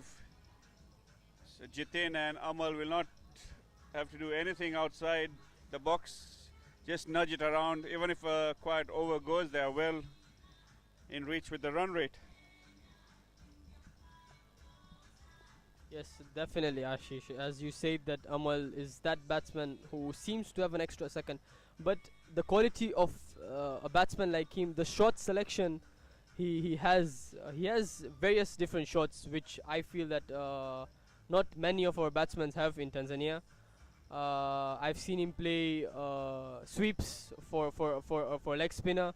I've seen him play over covers. I've seen him dab the ones behind third man. I've seen him play straight over long off sixes. So and if you analyze his innings, it's more of the boundaries that he creates instead of the big hits. So this is, I think, one thing the AK should stop is his boundaries, his runs. The more pressure you give Amal, the more vulnerable he becomes. But yet again, having Aizaz on the side of AK, he's a very smart guy. He's been watching. I feel he's been watching all the games of AK of Caravans, and he knows what weak points Amal has. I think that's what he discussed with Vipin to bowl at that area where Amal kind of struggles to play. Let's see how Amal takes that up.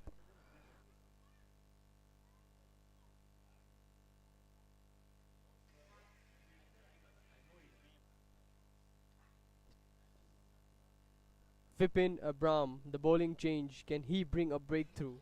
Coming on to bowl the 7th over. That's a sharp bounce. Amal looking to play but leaves the ball. One more thing about Amal I've noticed is he's really walking, keeps on walking off and on the field at the start of his innings. What do you have to say about that? This is an approach which I've seen internationally used, coming down the track, walking towards the track to get the ball, because bowlers, when a new batsman comes, tend to bowl that good hard length, and this is one approach I've seen from Amal, which is working for him as he's getting the runs. Oh, edges it, goes back to third man. So coming back to the point, what do you have to say about that, Ashish? He's really quick in his feet. Reads the bowlers very quickly. I remember seeing him in one of the games. He did not play any ball from the crease. He kept on coming down. So he tends to do that to create his shots. If you go to see, he hardly gives you a dot ball. He keeps the score rotating, and all of a sudden you'll see he would be sitting on a strike rate of 120 and 30. Vipin seems to be disturbing Jiten. Two snakes going over there. AK needs some quick wickets to turn this around. But with Amal and Jiten over there, there's class and experience on the field at the moment.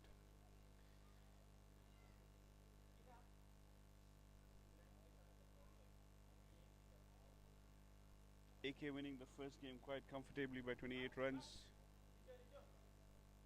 Much was expected of them in the batting lineup, but all their key players didn't fire today, especially the top scorer Vinu, who played a very uncharacteristic stroke early on in his innings. There was no communication between him and